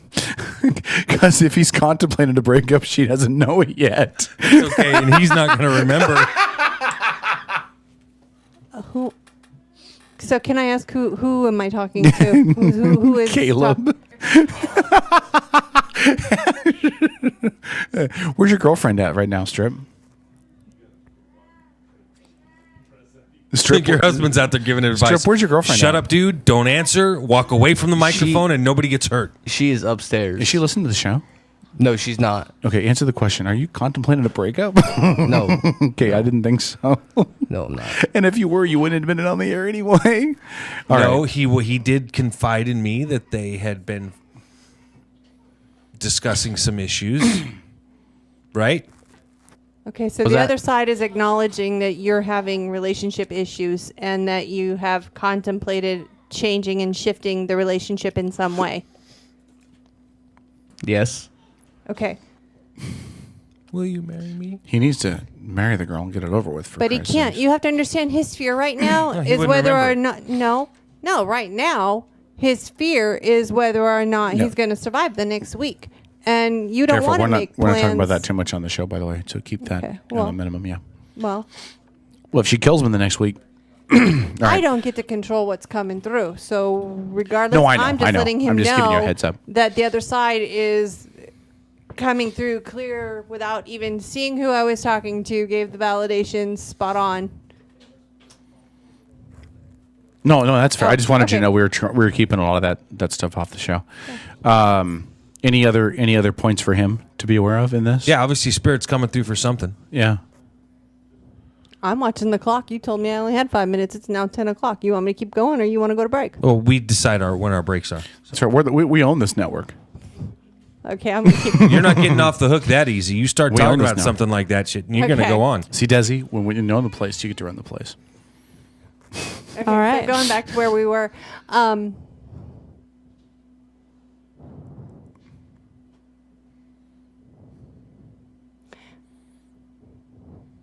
I'm sorry. I'm going up and over, but I'm not going up and over for you. Did you just have an anniversary? Yeah.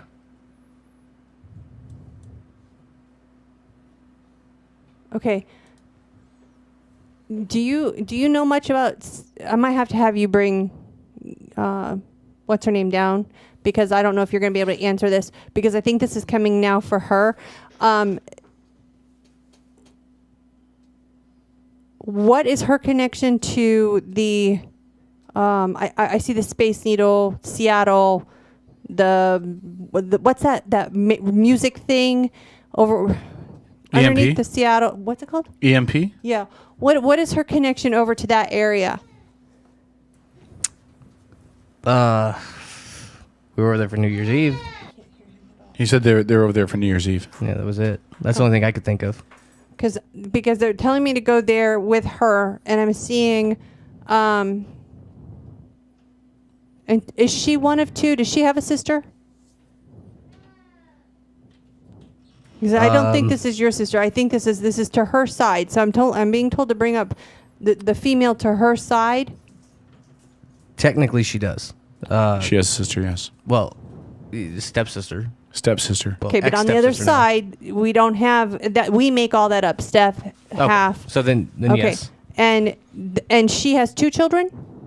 I'm being told to bring up and acknowledge 2 children. No, she better not have 2. Well, she has 2 if you count your child that she's essentially. I mean, if we make up the titles, then your son that she's helping you raise is essentially hers. I mean, So logistically, between the two of you have 2 children. Yes, in you fact, do. allow me to say the obvious: she's more of a mom to your son right now than her worthless piece of shit mom is. Than his worthless piece of shit mom is. And Bam, you piece of whore. Okay, go ahead. I can say it. Leave the state. Leave your kid. Leave the state. Go ahead, you whore. He can say whatever he I wants. can say whatever I want to. It's my personal opinion. Take me to court, you bitch. Go ahead. Okay. Now she's like, okay. Sorry, Krista. That's hey. She abandoned her kid and ran off out of the state, and then One or wants 2? to. This twice she's done this. Abandoned. No, did she take one or both? No, she took one. Ambam left Wyatt. Just took off out of the state. Just left Wyatt. Just left him with the strip. Went to Georgia. Just abandoned him. Just abandoned him because she doesn't give a shit about her kid. That is so wrong. I can say that. Strip doesn't have to say it. I can say it. I can be his fucking mouthpiece. I'll say it all day long. Okay. Fat little trollop. Kevin's spirit So- is coming through. Yeah. I'm like. If I die, I'm the so- spirit that's going to come haunt that bitch. I'm so off the radar right now. I know you are. I'm sorry. I'm not trying to distract you. I squirreled somebody. I feel bad. Squirrel? And I can't see my daughter, and that bitch just leaves her kid and runs across the country. Fat little trollop. All right, go ahead. Okay. I'm sorry, Krista. I'm so wound up tired tonight. I apologize. I'm in a mood. I know it's not the last call yet. It's after 10, so I can say bad words, but I'm just in a mood. I'm sorry. I apologize. Go ahead, Krista. It's okay. I can't get even close to being on track right now. We have to go to break because I can't even focus. I didn't mean to mess you up. I'm sorry. I don't know, Caleb. Since now that I know it's for you because they said it's for you, I guess give me 5 minutes of recoup time and I'll go back into finding out what the other side had for you specifically. Don't worry, we can take our break and that'll give you like 7, 8 minutes. What might be better is for Krista to go out there and be able to talk and therefore not be distracted by the last call in But I here. like the dirty talk. God, I like you already. All right, do me a favor. Do you need to take a break? Do you need Right to do now, something? Ken's thinking, I like Do you to need to hear go smoke Krista or when something? Krista Do we likes need the a dirty commercial talk. break? Can we skip the commercial break and then you can have stripper on the board for like 5 minutes while you go take a smoke? Can we do that? It's okay. I've got a really good bump on there for the last do call. we do need to take a break. I know. Just like every night. I know. But let's skip the news. Let's just do the break. We can come back into the last call. I'm totally, completely fired up. I really want to go off. I have old K-Dog in me that hasn't come out in a long time. That's way too much information. I'm totally. Can I say something really quick? You may, of course. Kevin, I would like to compliment you. You look phenomenal. I don't know if you've lost weight. I don't know what you're doing, but you do look totally different, and you look phenomenal. He's not going to be nicer to you. Thanks, because Krista. You're awesome. Thank you. I think he looks great. She just socked Paul. That was awesome. Give me something Punched right him there. right Give me there. something Is that right what there. that was? All right. Is this one of your spirits telling you to say this to him right now? I mean, you know. Spirits are telling Oh, you. you're that looking Paul at the should same bend guy over. we're looking at? Hey, I you know don't what? need to Hey, know why. you know what? You know what? Shut your hole. Shot a spit wad at You me or shut your something. whore mouth, Trojo. Let's take a break. When we come back from the break, we'll get into the last call. We'll get the disclaimer out of the way. I got a couple of things that are really pissing me off. I save up my frustrations for the last call. This week, I have a whole bunch of frustrations. So I see you found Paul's bumps. No? Okay. When we come back, we'll get into the last call. Krista, I'm sorry for knocking you off track. I feel That's bad. okay. It's okay. I feel bad. We'll be back, Krista's going, it's okay. The conversation took a weird turn with Spirit. So back after this. Amber, you whore. Stay tuned. We're back after this.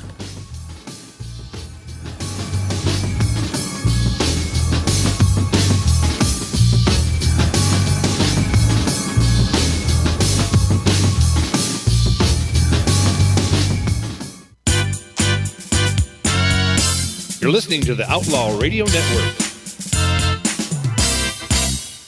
Hey, St. Paul, the voice of reason here. Wanted to send a quick shout out to our friends at Pacific Northwest Artisans. They're a custom concrete and design fabrication company. They can do all of your concrete needs. They can do pathways, walkways, driveways, you name it. You need a new foundation, you're going to do an add-on, give them a call, 731-9812 or 649-0987. Again, that's 731-9812 or 649-0987. Pacific Northwest Artisans, all of your concrete needs. Hi, this is Stephen Gardner from the Kitsap Sun. There are 3 things we try to do on the Kitsap Caucus blog. Give you more about the story that didn't fit in the regular piece. Give you the story behind the story. We also try to draw attention to other news you might have missed. And sometimes, I like to poke fun at Port Orchard. Read the Kitsap Caucus blog at thekitsapsun.com.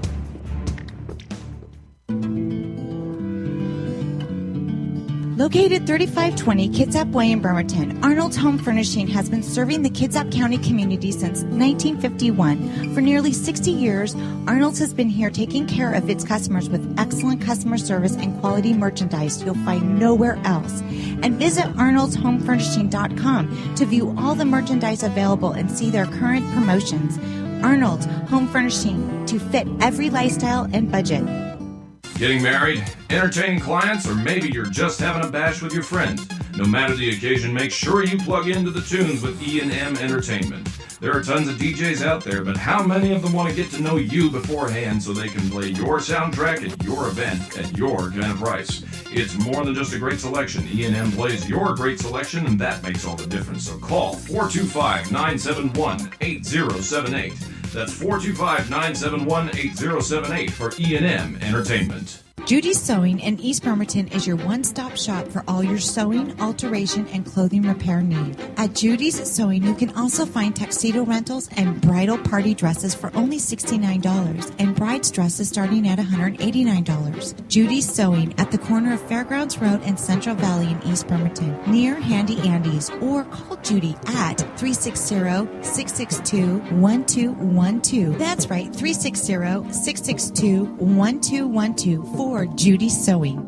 As Kitsap County's largest maintenance provider, Team Innovative in Paulsbo provides commercial and residential maintenance to hundreds of millions of dollars of local real estate. With services including parking lot maintenance and street cleaning to landscape and design, Team Innovative is committed to using a green approach and following a strong environmental conscience. Team Innovative Services, 697-6858, or visit them online at getinnovative.net.